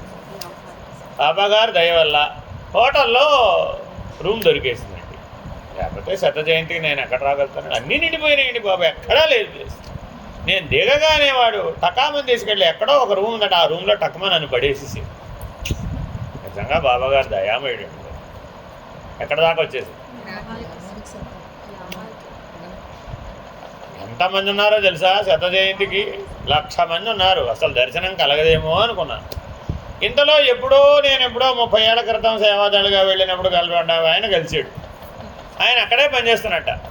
రావయ్య నేను నీకు దర్శనం చేశానని టకటకా చేయి పట్టుకుని తీసుకెళ్ళిపోయాడు. ఆ పక్క నుంచి అక్కడి నుంచో తీసుకెళ్ళండి, ఎక్కడి నుంచి తీసుకెళ్ళాడో నాకైతే తెలియదు. టకటకా దర్శనం చేయించాడండి. ఆ అరగంటలో దర్శనం అయిపోయి బయటకు వచ్చేసానండి. లేకపోతే అసలు సాయంత్రం దాకా దర్శనం అన్న. ఇప్పుడు ఎక్కడ దాకా రావాలి పరమాత్మ? చిట్ట చివరికి చెయ్యట్టుకుని క్యూలో దర్శనం చేయించేదాకా రావాలి. అప్పటికీ అయ్యో ప్రసాదం అందలేదే ఎట్లాగా, బాబా జయంతి ప్రసాదం నాకు దొరకలేదే అని అనుకుంటున్నాను. టకటకా ఆయన పట్టుకెళ్ళిపోయి, మామూలుగా అయితే లైన్లో వెళితే దొరికేసేసానండి, కానీ లేట్ అయిపోయింది. మరి ఈయన దర్శనం తొందరగా చేయించేసాడు కదండి. కానీ బయటకు వచ్చేసాక అయ్యో నాకు ప్రసాదం దక్కలేదే అనుకుంటూ ఉన్నాను. ఇంతలో ఎవరో పిలిచినట్టుగా బాబా గారు పంపించినట్టుగా వచ్చాడండి, చేతిలో ప్రసాదం పెట్టేశాడండి. నీకోసమే తెచ్చానన్నాడు.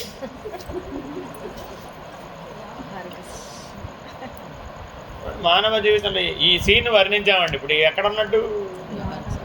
అయ్యో చిట్ట చివరికి భగవంతుడు నీ చేతిలో లడ్డు పెడితే తప్ప ఉన్నాడని ఒప్పుకొని దశలో మన జ్ఞానం ఉన్నది.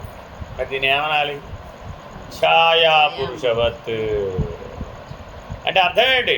భగవంతుడు చిట్ట చివరికి నేను రోడ్డు మీద నిలబడితే వెంటనే బస్సు వచ్చేది చేశాడు. ఎక్కువసేపు నిలబడకుండా బస్సు వచ్చేది చేశాడండి. భగవంతుడు ఉన్నాడు. ఇట్లా ఎన్నో ఉపమానాలు మీరు చూడండి కావాల్సి వస్తే. అవతార పురుషులు, సద్గురువులు, ఆఖరికి రామావతారం, కృష్ణ అవతారాన్ని కూడా ఈ గొడవ తప్పలేదు. చూసుకోండి, కృష్ణ లీలలన్నీ చెప్పి ఆనందపడిపోయే వాళ్ళని చూస్తే నాకేమనిపిస్తుందంటే వీళ్ళకు కూడా 3 ఏళ్ల వయసే. ఎందుకని? ఆనందం అండి. కృష్ణ లీలలు వింటే ఆనందం, చదివితే ఆనందం, ఇంకేమిటి చూస్తే మహదానందం. కృష్ణ లీలల మీద ఎన్ని సినిమాలు వచ్చినాయో, అంతేనా కదా? అంటే ఎక్కడ దాకా దిగి వచ్చేసాడు? పరిపూర్ణ పరబ్రహ్మమైనటువంటి అవతార పురుషుడు.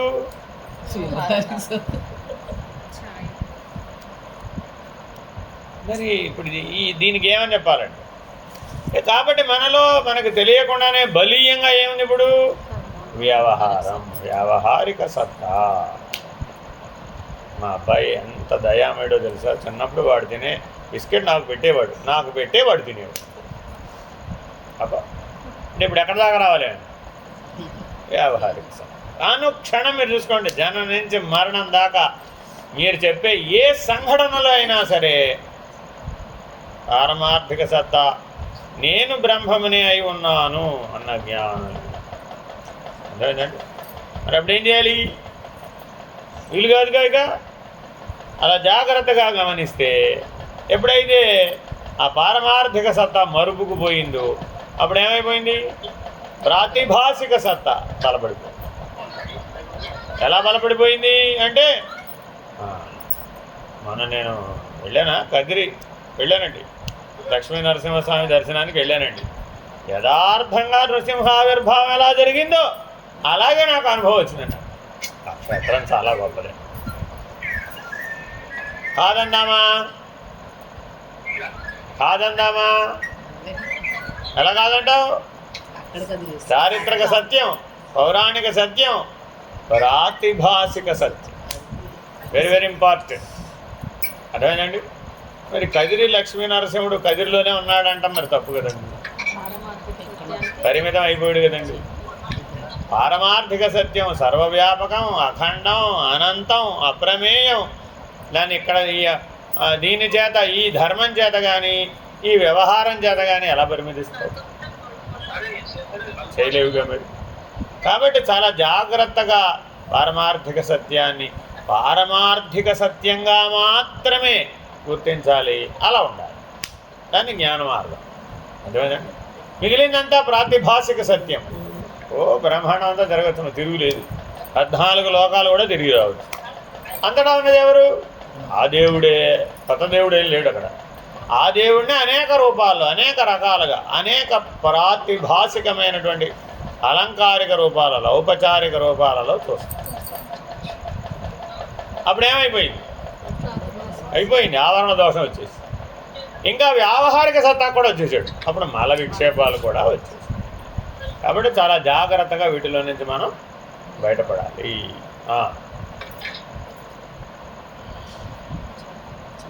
జగత్తు యొక్క సత్తా మాయ యొక్క సత్తాతో సమానమైనది, అందుచేత అది మాయా పరిణామం. అంటే వివర్తం ఎవరి వివర్తం అయ్యా అంటే పరమాత్మ వివర్తం అని అనకూడదు. పిండాండం ఎవరి వివర్తం? మాయ యొక్క వివర్తమే అనవలసిందే తప్ప. ఎందుకని? బ్రహ్మాండం అంతా మాయా కార్యం కాబట్టి. పిండాండం అనేటటువంటిది ఎందులోంచి వచ్చిందంటే ఆ బ్రహ్మాండంలోంచే వచ్చింది కాబట్టి అది మాయ యొక్క వివర్తం అవుతుందే కానీ పరమాత్మ యొక్క వివర్తం కాదు. జగత్తు మిథ్య అయినప్పుడు జగత్ అంతర్గతమైన వేదాంతం కూడా మిథ్యే కదా. దానివల్ల సత్యమైన బ్రహ్మజ్ఞానం ఎలా కలుగుతుంది అంటే అర్థం ఏంటి? ఒక మంత్రసాని గారు అక్కడెక్కడ ప్రసూతి వార్డులో పనిచేస్తూ ఉంటుందండి. మీరు చూడండి, ఎప్పుడైనా వాడ ఎప్పుడు వాడలో ఒక నైరాస్యం నిండి ఉంటుంది. శ్మశానంలో పనిచేసే వాళ్ళకి, ప్రసూతి వార్డులో పనిచేసే వాళ్ళకి ఒక ఆంతరిక నైరాస్యం నిండి ఉంటుంది. అంటే అర్థమేంటి? మృత్యువుని, జననాన్ని అతి దగ్గరగా చూసేటటువంటి వాళ్ళలో పారమార్థిక సత్తా మరుగుకు పోయి వ్యావహారిక సత్తా, ప్రాతిభాసిక సత్తా బలపడిపోతుంది. తప్పించుకోలేడు కదా దాంట్లో. కాబట్టి ఎప్పుడైతే పారమార్థిక సత్తా శాశ్వతంగా మరుపుకు వెళ్ళిపోయిందో అతడిలో స్వరూప జ్ఞానం గుర్తొచ్చేటటువంటి అవకాశాలు మరుగైపోయే కొద్దీ నైరాశ్యం బలపడిపోతుంది, నిరాశ పెరిగిపోతుంది. మానవ జీవితంలో వృద్ధాప్యంలో కూడా నిరాశ బలపడిపోతుంది. ఎందుకని? చాలాసార్లు ట్రై చేసాడు. అప్పటికి మరి ఎన్నో రకాలుగా ఉన్న మార్గాలన్నీ ట్రై చేసేసాడు. ఇంతకు మించి నా వల్ల కాదని కాడి కింద పారేసి ఇప్పుడు ఏం చేయాలి మరి? ఎవరెన్ని ఆశావహమైనటువంటి దృక్పథంతో ఎన్ని చెప్పినా ఏం పర్వాలేదమ్మా, ప్రయత్నం చేయి, కేదార్నాథ్ వెళ్ళు, లేదా కైలాస మానస సరోవరానికి వెళ్ళు, అక్కడ మీకు ఈశ్వర దర్శనం కలుగుతుంది. మానస సరోవరానికి వెళితే తప్పక మీకు ఈశ్వర దర్శనం కలుగుతుందని ఎవరో చెప్పారు. ఏముంటుంది, ఇంట్లో నుంచి మంచం దిగి భోజనం చేయడానికి డైనింగ్ టేబుల్ దగ్గరకు వెళ్ళలేకపోతున్నాను, మానస సరోవరానికి ఏం వెళ్తాను నేను, అయ్యే మాటలు చెప్పయ్యా బాబు. ఇలా ఏం చెప్పినా ఆవిడేం చెప్తుంది, ఆవిడ దగ్గర ఏదో ఒకటి ఉంటుంది. ప్రతి దీని ఏమంటారు, ప్రతి ఖండన ఒకటి ఉంటుంది అన్నమాట. అలాగే జననాన్ని మరణాన్ని అతి దగ్గరగా చూసేటటువంటి వాళ్ళలో కూడా ఈ నైరాశ్యం బలంగా ఉంది. కానీ దానివల్ల ఏం ప్రయోజనం ఉంది? ఏమీ లేదండి ప్రయోజనం, నిష్ప్రయోజనం. ఎందుకని ఆ వైరాగ్యం స్థిరం కాదు. ఆ నైరాశ్యానికి కారణం వైరాగ్యం అని వాళ్ళు అనుకుంటారే కానీ అది వైరాగ్యం కాదు. అది వివేకమైన అనుకుంటారు కానీ అది వివేకం కాదు. పారమార్థిక సత్తాన్ని గుర్తించేదానికి వివేకం అని పేరు. ప్రాతిభాసిక సత్తా, వ్యావహారిక సత్తాన్ని విసర్జించడానికి వైరాగ్యం అని పేరు. నిజానికి అంతా బ్రహ్మమయమే అవడం వలన ఆచార్యుడు లేడు, శిష్యుడు లేడు, శాస్త్రము లేదు, జ్ఞానోపదేశం అనేదే కుదరదు అనేది మరొక విమర్శ. దానికి శ్రీ శంకర భగవత్పాదులు అనేక ప్రదేశాలలో సమాధానాలు చెప్పే ఉన్నారు. అన్ని మాటలు చెప్పినా కూడా అవి చదివినా అర్థం చేసుకోకో, ఏమైనా సరే మేము అర్థం గలుచుకోలేదు అనే పట్టుదల చేతనో ఆచార్య పదం అధిష్ఠించిన వారు కూడా ఈ విమర్శలు మాటికి చేస్తూనే ఉంటారు. గురుర్నైవ శిష్యం, అద్వైతంలో ఏంటండి, గురుర్నైవ శిష్యం నా శాస్తా నా శాస్త్రం. నిర్వాణ దశకంలో అంటారు అనమాట. నిర్వాణ స్థితిలో ఏమీ లేవయ్యా. నిర్వాణం అంటే ఏమిటండి అని ఆయన అడిగారు. వ్యావహారిక సత్తా పారమార్థిక సత్తాలో కలిసిపోయినప్పుడు అప్పటి వరకు కనబడ్డ ప్రాతిభాసిక సత్తా లేకుండా ప్రాతిభాసిక సత్తాన్ని పట్టుకెళ్ళి పారమార్థిక సత్తాలో పెట్టడం కుదరదు. ఏం చేయొచ్చు, మళ్ళా మొదటికి వచ్చేసింది. పిండాండం అంటే వ్యావహారిక సత్తా, బ్రహ్మాండం అంటే ప్రాతిభాసిక సత్తా. ఏం చేయొచ్చట, ఈ వ్యావహారిక సత్తాన్ని పట్టుకెళ్ళి పారమార్థిక సత్తాలో పెట్టేసేయొచ్చట. అంటే జీవుడుగా ఉన్నటువంటి వాడు బ్రహ్మజ్ఞానాన్ని పొంది జీవో బ్రహ్మైవ నాపరః అహం బ్రహ్మాస్మి అని అనగలడు. కానీ బ్రహ్మాండంలో ఉన్న ఏ దేవతలు కానీ ఏ శక్తులు కానీ ఎవరూ కూడా నేను బ్రహ్మమును అని అనడానికి అవకాశం లేదు. అంటే ప్రాతిభాసిక సత్తా నుంచి మరలా వాళ్ళు అనాలి అంటే ఎక్కడికి రావాలి, వ్యావహారిక సత్తాకి రావాలి అని మళ్ళా అప్పుడు పారమార్థిక సత్తాకి ఎక్కాలి. ఇది సృష్టి ధర్మం, నియతి అంటే అర్థం ఇది. అక్కడి నుంచి అక్కడే నేను ముక్తుడైపోతానండి, అవో అలా కుదరదు, నువ్వు మళ్ళీ ఒకసారి రావాల్సింది. కాబట్టి ఆచార్య పీఠాల మీద ఉన్న వాళ్ళు కూడా ఈ నిర్వాణ అనేటటువంటి నిర్ణయాన్ని గట్టిగా తెలుసుకోకపోవడం చేత అనేక రకాల ఇతరత్ర మార్గాలన్నీ ప్రాచుర్యంలోకి వచ్చేసినాయి. ఇదిగో ఈ మంత్ర జపం చేసుకో నీకు మోక్షం వస్తుంది, ఇదిగో ఈ పూజ చేసుకో నీకు మోక్షం వస్తుంది, ఇదిగో ఈ సేవ చెయ్యి నీకు మోక్షం వస్తుంది. అన్నిటికీ ఫలితం ఈజీగా ఉండే మోక్షమే. ఎందుకని అది ఆత్యంతిక లక్ష్యం, తప్పు కాదు అది. చిన్నపిల్లవాడు ప్రైమరీ చదువుకుంటున్నాడండి, 5వ క్లాస్ వరకు వాడు చదువు వచ్చిందండి. సాధారణంగా ఏరా పెరిగి పెద్దవాడైన తర్వాత నువ్వేమవుతావురా అని అడుగుతారా లేదా? 5వ క్లాస్లో ప్రశ్న ఉంటుంది, వాట్ యూ విల్ బికమ్, నువ్వేమవుతావు పెద్దాడు అయినాక అన్నాడు అనుకోండి. ఎవడైనా ఏదైనా చెప్పచ్చుగా, వారి ఏమంటాం ప్రమేయం, వారి ప్రమేయ స్థితిని బట్టి ఏదో చెప్తారు. అర్థమైందండి? నిజంగా వాడు అది అవుతాడా అంటే నో గ్యారంటీ, అంతేనా కాదా? అలాగే మనం కూడా అనేక రకాల భ్రాంతులకు గురై ఉన్నవాళ్ళం అనేక రకాల ప్రమేయాలతో ఎన్నైనా చెప్పవచ్చు. కానీ సాక్షాత్తుగా పారమార్థిక సత్తా పొందడానికి అధికారిత్వం కలిగినటువంటిది వ్యావహారిక సత్తానే. ఇక్కడి నుంచి అక్కడికి వెళ్ళిపోవచ్చు సరాసరి గురూపదేశ ప్రభావం చేత.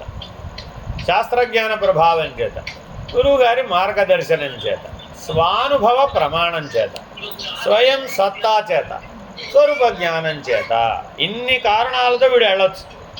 కానీ ఇవేవి ప్రాతిభాసిక సత్యంలో వీలు కాదు. కారణం దేహం లేదు కాదు. కారణం అక్కడ ఏంటి? అధికారిత్వం కలిగినటువంటి దేహం లేకపోవడం వలన వ్యావహారిక సత్తా, పారమార్థిక సత్తాని తెలుసుకోగలుగుతుంది. అలాగే ప్రాతిభాసిక సత్తాను కూడా తెలుసుకోగలుగుతుంది. దేహం ఉంది కాబట్టి. దేహం లేకపోతే కుదరదు. ముందు దేహం తెచ్చుకోవాలి. కాబట్టి ఎంతటి వారైనా మోక్షం పొందాలంటే, ఎంతటి దేవేంద్రాది దేవతలైనా సరే పునః మోక్షం పొందాలి అంటే మరలా మానవోపాధికి రావాల్సిందే. ఆల్రెడీ మనం వచ్చాక మరి పూర్వకాలంలో మీరు దేవేంద్రాది దేవతలు కాదని ఎలా అనుకున్నారంటాడు రామా. పూర్వకాలం దేవతలు కాకపోవడం ఏమిటి? అక్కడి నుంచే వచ్చావు నువ్వు. కాబట్టి నీకు ఆ జ్ఞానం ఉంది, మరుగుకుపోయి ఉండవచ్చు తత్కాలవతి. కాబట్టి నువ్వు పారమార్థిక సత్తా నేనేనండి తెలివితో వ్యవహరించు. అసత్యమైన వేదాంత వాక్యం చేత సత్యమైన బ్రహ్మత్వ భావము యొక్క జ్ఞానం ఎలా కలుగుతుంది? రజ్జు సర్పం కరిచిన వాడు మరణించడం లేదు కదా. ఏమైందట ఇప్పుడు? ఇంతకీ అక్కడ ఉన్నది తాడేనట, పాము కనబడిందట, కాటు కూడా వేసేసిందట, విషం కూడా తలకెక్కేసిందట. ఇక పోతున్నానండి, అందరికీ టాటా కూడా చెప్పేస్తున్నట్ట. పాము కరిచిందండి, నేను పోవడం ఖాయం, ఇంకా నా వీలునామా రాసేసాను ఆల్రెడీ, దాని ప్రకారం మీరంతా ఆస్తి పంపకాలు చేసేసుకోండి అని అందరికీ చెప్పేస్తున్నట్ట. ఏమిటైందని అడిగారట. ఇంతకీ పాము కరిచింది అన్నట్టు. ఎక్కడ కరిచింది అన్నారట. ఎక్కడ కరచడం ఏమిటి? బావి దగ్గరికి వెళ్ళానా, అక్కడ తాడుందా? అది తాడు కాదు, పాము. ఆ పాము కరిచింది. కథ కూడా ఎలా చెప్పాడు చూడండి. అక్కడ ఏముంది? తాడుందా? ఆ తాడు కాదు, అది పాము. ఆ పాము కరిచింది. ఇప్పుడు పోతాడా ఖాయంగా? పోతాడని కూడా భ్రాంతి చెంది. అంత అర్థమైనప్పుడు మల విక్షేప ఆవరణ దోషాల గురించి చెప్తున్నాడు. ఆ ఆరోపితమైన పాము చేత ఆ దోషత్రయాన్ని పొందడం చేత మృత్యువు తథ్యమని భావించాను. అంతేనా కాదా? ఇంతలో ఏం చేశారు? తాడు రానైనా తాడు కరవడం ఏమిటిరా, నిన్ను తాడు కరవలేదురా బాబు, నిన్ను పాము కరవలేదు. అందుకని ఏం చేస్తారంటేనండి, పాము కరిచింది అనగానే ఏ పాము కరిచిందని వెతకమంటారు. ఇదొక భ్రాంతి, ఇదొక రకమైన సమస్య, ఇదొక రకమైన పరిష్కారం. అంటే ఒక్కొక్కప్పుడు ఏమవుతుందట, పొలాల్లో ఎక్కడన్నా పని చేస్తూ ఉంటారండి. పని చేస్తూ ఉంటే అక్కడ పాము కుడుతుందండి. ఈ కుట్టిన పాము అక్కడ ఉంటుంది ఏమిటి, పారిపోతుందండి. ఏం పాము కుట్టిందని 5 గంటలు ఎదుగుతారండి. ఈ లోపల విడిపోతారు. ముందు వాడికి వైద్యం చేయడం ఇంపార్టెంటా, ఏ పాము కుడితే వెతకడం ఇంపార్టెంటా? ఏ పాము కుడితే ఏమిటి, వైద్యం ఒకటే. అంటే కట్ల పాము కుడితే ఒక వైద్యం, తాచు పాము కుడితే ఒక వైద్యం అనేటటువంటి భ్రాంతి మనలో ఉంది. విషం ఏదైనా విషమేరా బాబు. ముందు విషం విరగడానికి వైద్యం చేయాలంటావా, లేకపోతే ఏ దేవతా సర్పమో నన్ను కాటేసిందని దాన్ని వెతకాలంటావా? కాబట్టి ఇట్లా మనలో అనేక రకాల భ్రాంతులు ఉన్నాయి. ఒక్కొక్కప్పుడు ఏమవుతుందట, బురద పాము కాళ్ళకు చుట్టుకుంటుందండి, కాటు వేయదు. పనిచేస్తుంటారు కదా, ఆ పొలాల్లో పనిచేసినప్పుడు బురద పాము కాళ్ళకు చుట్టుకుంటుందండి. అది కాటేసే లక్షణం ఉండదు దానికి. ఒకవేళ కాటేద్దామని ప్రయత్నించినా దాని కూరల్లో విషం ఉండదండి. అర్థమైందా? అందుకని వెతకమంటారు. వాస్తవానికి ఎందుకు వెతకమన్నారంటే, అది బురద కొయ్యేమో చూడవయ్యా. బురద కొయ్య అయితే విషం ఉండదుగా మరి దాంట్లో. అది ఆటోమేటిక్గా మనం దాని గురించి పెద్ద వరిగా ఒక్కర్లేదు, ప్రశాంతంగా ఉండవచ్చు. సరే, ఏదేమైనా వైద్యం చేయించుకోవడం ఉత్తమం. అర్థమేనండి? కాబట్టి ఏదైనా భ్రాంతిని తొలగించుకోవడం ఉత్తమం. అది వ్యావహారిక సత్తా అయినా సరే, ప్రాతిభాసిక సత్తా అయినా సరే, అది పిండాండంలో 25 అయినా సరే, బ్రహ్మాండంలో 25 అయినా సరే, ఆ 50 లేవని నిరూపితం అయితే తప్ప మనం మహదహంకార స్థితికి చేరలేదు. ఎండమావులలోని నీళ్ళు చేత పానము, స్నానము మొదలైన పనులు చేయడం లేదు కదా. ఈ దోషం లేదు. శంకర భగవత్పాదుల వల్ల కలిగిన ఆ పాము కరిచిందని, విషము ఎక్కిందనే శంకరుల వల్ల కలిగిన శంకరులు కాదు, శంక వలన, సందేహం వల్ల, శంక విషాదుల వల్ల కలిగిన మరణాది కార్యములు కనపడుతున్నాయి. స్వప్నం చూసే అవస్థలో ఉన్నవారికి సర్పం కరవడము, నీళ్ళలో స్నానం చేయడము మొదలైన కార్యాలు కనపడుతున్నాయి కదా. అక్కడ ఉన్న కార్యం కూడా అసత్యమే అన్నట్లయితే ఈ విషయంలో సమాధానం చెప్తున్నాము. స్వప్న దర్శన అవస్థలో ఉన్నవానికి సంబంధించిన సర్పము కరవడము, ఉదకముతో స్నానం చేయడం మొదలైన కార్యము అసత్యమే అయినా దాని జ్ఞానం అనే ఫలం సత్యమే కదా. మేల్కొన్న తర్వాత కూడా ఆ జ్ఞాన రూపమైన ఆ ఫలము బాధించబడడం లేదు. అంటే అర్థం ఏంటి? రాత్రి వైకుంఠం నుంచి కళలో విమానం వచ్చింది తీసుకెళ్ళడానికి. ఎక్కడికి తీసుకెళ్ళడానికి? వైకుంఠానికి వెళ్ళాడు. నారాయణ దర్శనం కూడా జరిగింది. మహాలక్ష్మి పాదములు ఒత్తుతూ ఉంది. యథాతథంగా తాను ఎలా ఉందో అలాగే చూసేశాడు. 7 ద్వారాలు దాటేశాడు. వైకుంఠ నారాయణ దర్శనం కూడా పొందేశాడు. తిరిగి మళ్ళీ వెనక్కి కూడా వచ్చేసాడు. అర్థమైందండి? మేల్కొన్నాడు. ఇప్పుడు ఆ జ్ఞానం పని చేస్తుందా పని చేయదా అని అడుగుతాం. కళలో కదా జరిగింది. మరి అది ప్రాతిభాసికమే అయినప్పటికీ పరమాత్మ యొక్క పారమార్థిక సత్తా యొక్క ప్రభావం ఉన్నటువంటి ప్రాతిభాసిక సత్తా. అర్థమైందండి? ఇక్కడ ఏమైంది? ఇప్పుడు పారమార్థిక సత్తా ప్రభావం దాని మీద పడింది. పడినప్పటికి ఏమైంది? అది కూడా పారమార్థిక సత్తా యొక్క ప్రాథమిక లక్షణమైన జ్ఞానాన్ని వ్యావహారిక సత్తాలో కలగజేస్తుంది. అంటే అర్థం ఏంటి? మెళ్ళో ఒకప్పుడు ఒక గురువు గారు మీకు శివలింగం మెళ్ళ వేసేయండి. ఏమన్నాడు? ఇవాళ నుంచి నువ్వు శివస్వరూపుడుగా ఉండవయ్యా, ఇదే నీకు గుర్తు అన్నాడు. ఈయన అలాగే నమశివాయ మంత్రం, పంచాక్షరి మంత్ర జపం చేసుకుంటూ చాలా కాలం ఉన్నాడు. కొంతకాలం అయ్యేటప్పటికి ఏమైంది? శివగణాలు కళలో వచ్చినాయి. కైలాసానికి పట్టుకెళ్ళారు. శివ దర్శనం కూడా చేసేసాడు. మరి ఇప్పుడు శివ దర్శనం చేసిన వాడికి ముక్తి లభిస్తుందా లేదా? లభిస్తుంది తప్పక. అంతే. కానీ ఆ ముక్తి లభించి శివుడిలో లయం అయిపోయే లోపల ఇక్కడ మెలక వచ్చేసి ఒక రెప్పపాటు అయితే లయం అయిపోయాడు అంతే. కానీ లయం అయిపోయే దశలో ఏమైపోయింది? మేల్కొని రే అయ్యో ఒక్క 2 నిమిషాలు ఆగితే నేను లయం అయిపోయాను కదా. ఈ మెలకు 2 నిమిషాలు ఆగి రావచ్చు కదా. వద్దంటల్లా. చూడండి, అక్కడితో పోతే అయిపోతుంది. ఆహా 2 నిమిషాలు ఆగి వచ్చుంటే ఆ లయం ఏదో చూసేవాడిని కదా అంటున్నాడు. మరి ఇప్పుడు అదేమైనా ప్రయోజనమేనా కాదా? ప్రయోజనమే. ఎలాగా? ఆ పారమార్థిక సత్తా యొక్క ప్రభావం అతని జీవితం మొత్తం మీద పడుతుంది. మిగిలిన శేష జీవితం ఉంది కదా, ఆ శేష జీవితానికి దేనికోసం ప్రయత్నిస్తాడు? అక్కడి దాకా వెళ్ళారండి బాబు. ఒక్క నిమిషం ఉంటే అయిపోయేదండి బాబు. రోజు ట్రై చేస్తాడు. అప్పుడు ఏమైంది? మెలకువా కళలో రెండింటిలో కూడా ఆ పారమార్థిక సత్తాలో లయం అయిపోవాలనే జీవించాడు. శేష జీవితం అంతా మారిపోలే మరి ఇప్పుడు. కాబట్టి మరి ఇప్పుడు ఆ దర్శనం వృధా అయిందనవచ్చా? అనకూడదట. ఆ మాట చెప్తున్నాడు ఆయన.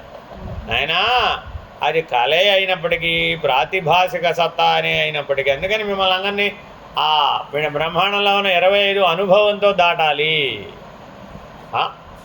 మేము కొట్టస్తుండే కదండి, ఎలా అయ్యేవి? ఆ లక్షణంతో అయిపోయాను కదండి. నేను జ్ఞాత సాక్షిని, కొట్టస్తుడు సాక్షే కదా. ఇక్కడ అక్కడ ఒకటే కదా, బాగా చదివేసే కదా 23 సార్లు. అప్పుడు నేను అదే నిర్ణయం చేసేసుకున్నాను కదండి. నువ్వు నిర్ణయం చేసేసుకుంటే అది నీకు అనుభవంలోకి రాలేదుగా. ఎందుకు అనుభవంలోకి రావాలి? ఈ వ్యావహారిక సత్తానే పారమార్థిక సత్తాలో లయం అవుతుంది. మధ్యలో ఈ ప్రాతిభాసిక సత్తానే అనుభవం లేకపోతే ఆ లయ స్థితిని సాధించలేదు. అది సాధించడం కోసమని ఇది అవసరం. అందుకని పరమాత్మ సృష్టి నియతిని అట్లా ఏర్పాటు చేశాడు. కాబట్టి ఎంతో కొంత నువ్వు బ్రహ్మాండం యొక్క వ్యాపక స్థితిని నువ్వు అనుభవం పొందవలసిందే. ఆ దివ్యత్వ అనుభూతి నీకు కలగవలసిందే. ఇలలోనో, కళలోనో, నిద్రలోనో, ఎక్కడో ఒక్క అనుభవం కలిగిందనుకోండి, నీ జీవితం తిరిగిపోతుంది. అప్పటికి వ్యావహారిక సత్తా ఏమైపోతుంది? ఎంతసేపు పారమార్థిక చింతన చేస్తుంది. ఇప్పటివరకు ఏ చింతన చేసింది? జగత్ చింతన, లేదంటే జీవ చింతన. ఈ రెండింటి యందు లగ్నమైనటువంటి చింతన ఆ అనుభవం వచ్చేటప్పటికి పారమార్థిక చింతనగా మారిపోయింది. అప్పుడు మరి చివరిలో కూడా అదే వస్తుందిగా. అప్పుడు ఏమైపోయాడు? ఏదో బ్రతికి ఉండగానే ముక్తిని సాధిస్తే జీవన్ముక్తి, ఒకవేళ శరీరం పడిపోయినాక సాధిస్తే క్రమముక్తి, ఏదో ఒక ముక్తి తథ్యం. అంతేగాని అసలు అనుభవమే లేదనుకోండి, అప్పుడు ఎలా వెళ్తావు? వెళ్ళడానికి అక్కడ దారి లేదు. కాబట్టి తప్పక మనం అనుభవం ద్వారానే ఈ మూడింటిని సాధించాలి. స్వప్నం నుండి మేల్కొని స్వప్నంలో కనపడిన సర్పదర్శనాది కార్యం మిథ్య అని అనుకుంటున్నవాడు ఎవడు కూడా ఆ కార్యం యొక్క జ్ఞానాన్ని కూడా మిథ్య అని అనుకోవడం లేదు కదా. ఏదైనా నీకు వచ్చిందండి, ఆ వచ్చినప్పుడు ఆ వచ్చిన అనుభవం వెళ్ళిపోవచ్చు, ఆ దర్శనం వెళ్ళిపోవచ్చు, ఆ స్థితి వెళ్ళిపోవచ్చు. ఎందుకంటే ఆ స్థానం కూడా మారిపోయి ఉండవచ్చు, దేశ కాలమాన పాత్రతలన్నీ మారిపోయి ఉండవచ్చు. ఎప్పుడు అరుణాచలంలో ఉంటే ఏదో అనుభవం రావచ్చు, ఇంకా పుట్టపర్తిలో ఉంటే మరో అనుభవం రావచ్చు, కాశీలో ఉంటే మరో అనుభవం రావచ్చు, గంగలో మునిగితే ఓ అనుభవం రావచ్చు. ఎక్కడైనా ఏదైనా రావచ్చు కాక నీకు. లేదంటే సాక్షాత్ ఐసీలో జాయిన్ అయిపోయిన తర్వాత పెద్ద అనుభవం రావచ్చు. ఎప్పుడైనా రావు, ఇక ప్రాణం పోలేదుగా, ఎప్పుడైనా రావచ్చు. మృత్యువు ముంగిట నిలబడినప్పుడైనా రావచ్చు, మార్కండేయుడిలాగా. శివదర్శనం ఎప్పుడైనా ఆయనకి సాక్షాత్తు మృత్యువు ముంగిట నిలబడి యమపాశం వేసినప్పుడు శివదర్శనం కలిగి. ఎప్పుడు కలిగింది ఏమిటి? ఎప్పుడు కలిగిందనేది ప్రశ్న కాదు, కానీ ఆ దర్శనం యొక్క జ్ఞాన ప్రభావం నీ మీద ప్రభావితం అవుతుంది. అది ఆరోపితం అని అనుకోమాక, అది ఆరోపితమే అయినా కూడా పారమార్థిక సత్తా అనే ప్రభావం ఉండటం చేత అది జ్ఞానమే మిగులుతుంది. అంతే తప్ప ఈ మారిపోయేవేవి నీకు అప్పుడు మిగలలేదు. అర్థమైందండి? కాబట్టి మారిపోయే అనిత్యము, అసత్యము, అచంచలము అయినటువంటి వాటిని మనం జ్ఞాన రూపంలోనే పట్టుకోవాలి, కానీ ఈ మారుతున్నటువంటి వాటి యందు గుర్తించకూడదు. గుర్తిస్తే ఏమవుతుందట? నేను మళ్ళా కాశీ వెళ్ళి గంగలో మునిగితేనే నాకు అనుభవం అయిపోయింది కదా అనుకున్నాడు. తర్వాత 1000 సార్లు వెళ్ళి కాశీలో మునిగాడు. ఎన్నిసార్లు మునిగినా రాదు. అది చూడండి, నా చిన్నప్పుడు మునిగినప్పుడు ఎంత అనుభవం వచ్చిందో, పెద్ద అయిన తర్వాత మునిగితే రాదు. గంగ మారిపోయిందో కాశీ మారిపోయిందో నాకు తెలియదు. గంగ మారిపోయిందో కాశీ మారిపోయిందో అంటాడే కానీ నేను మారలేదు, నా అజ్ఞానం పోలేదని మాత్రం గుర్తించు. ఎందుకని? ఆ పారమార్థిక సత్తా యొక్క స్మరణ కోల్పోయాడు. అదేనండి, అది ఇది ఓవరాల్గా. ఇలా మనం ఏది లక్ష్యమో దాన్నే పట్టుకోవాలండి. లేకపోతే ఏమవుతుంది? ఎంతసేపు కూడా పక్కకు ఊదుడు. అర్థమవుతుందా? మన జీవితం అంతా ఉంటుందండి ఇది. ఈ మొత్తం మాట్లాడింది ఏంటంటే జనన నుంచి మరణం దాకా. జనన మరణాలు కూడా ఆరోపితమే, వ్యావహారిక సత్తానే. అంతే కదా? కదిలి వస్తేనే కదా జననం అయింది, మళ్ళా కదిలిపోతేనే కదా మరణం కూడా. కాబట్టి వృత్తి అంటే అర్థం ఏమిటి? తప్పక కదులుతుంది. మరి ఆ జననము మరణము వృత్తిలో భాగమే కదా. మరి అది పారమార్థిక సత్తా ఎలా అవుతుంది? కాబట్టి ఎప్పటికప్పుడు ఈ సత్తాత్రయం అనేటటువంటి జ్ఞానాన్ని విడిచిపెట్టకూడదండి. ఇది బలంగా పట్టుకోగలగాలి. ఎవరే సాధన చేసినా ఇవేం మారవు, కానీ సృష్టి ధర్మాలండి. ఏ జన్మకి మారవు, కల్పాంతానికి కూడా మారవు. ఒకవేళ పునఃసృష్టి కల్పాంతం తర్వాత జరిగినా కూడా మళ్ళీ ఇలాగే జరుగుతుంది. ఈ బ్రహ్మాండం కాదు, ఏ బ్రహ్మాండాలైనా ఇది మారదు. కాబట్టి ఈ పటిష్టమైనటువంటి అద్వైత విజ్ఞానాన్ని ఆకళింపు చేసుకోవాలి. పారమార్థిక సత్తా మాత్రమే నేను అని నిర్ణయంగా ఉంటాను. హరి ఓం. శ్రీ గురుభ్యో నమః. హరి ఓం. అదండి విషయం. ఏమిటి మీరు ట్రావెల్లో ఉన్నారు? అదే ఆ పక్కన ఆల్రెడీ ఎవరో మాట్లాడుతున్నారు. సంతోషం.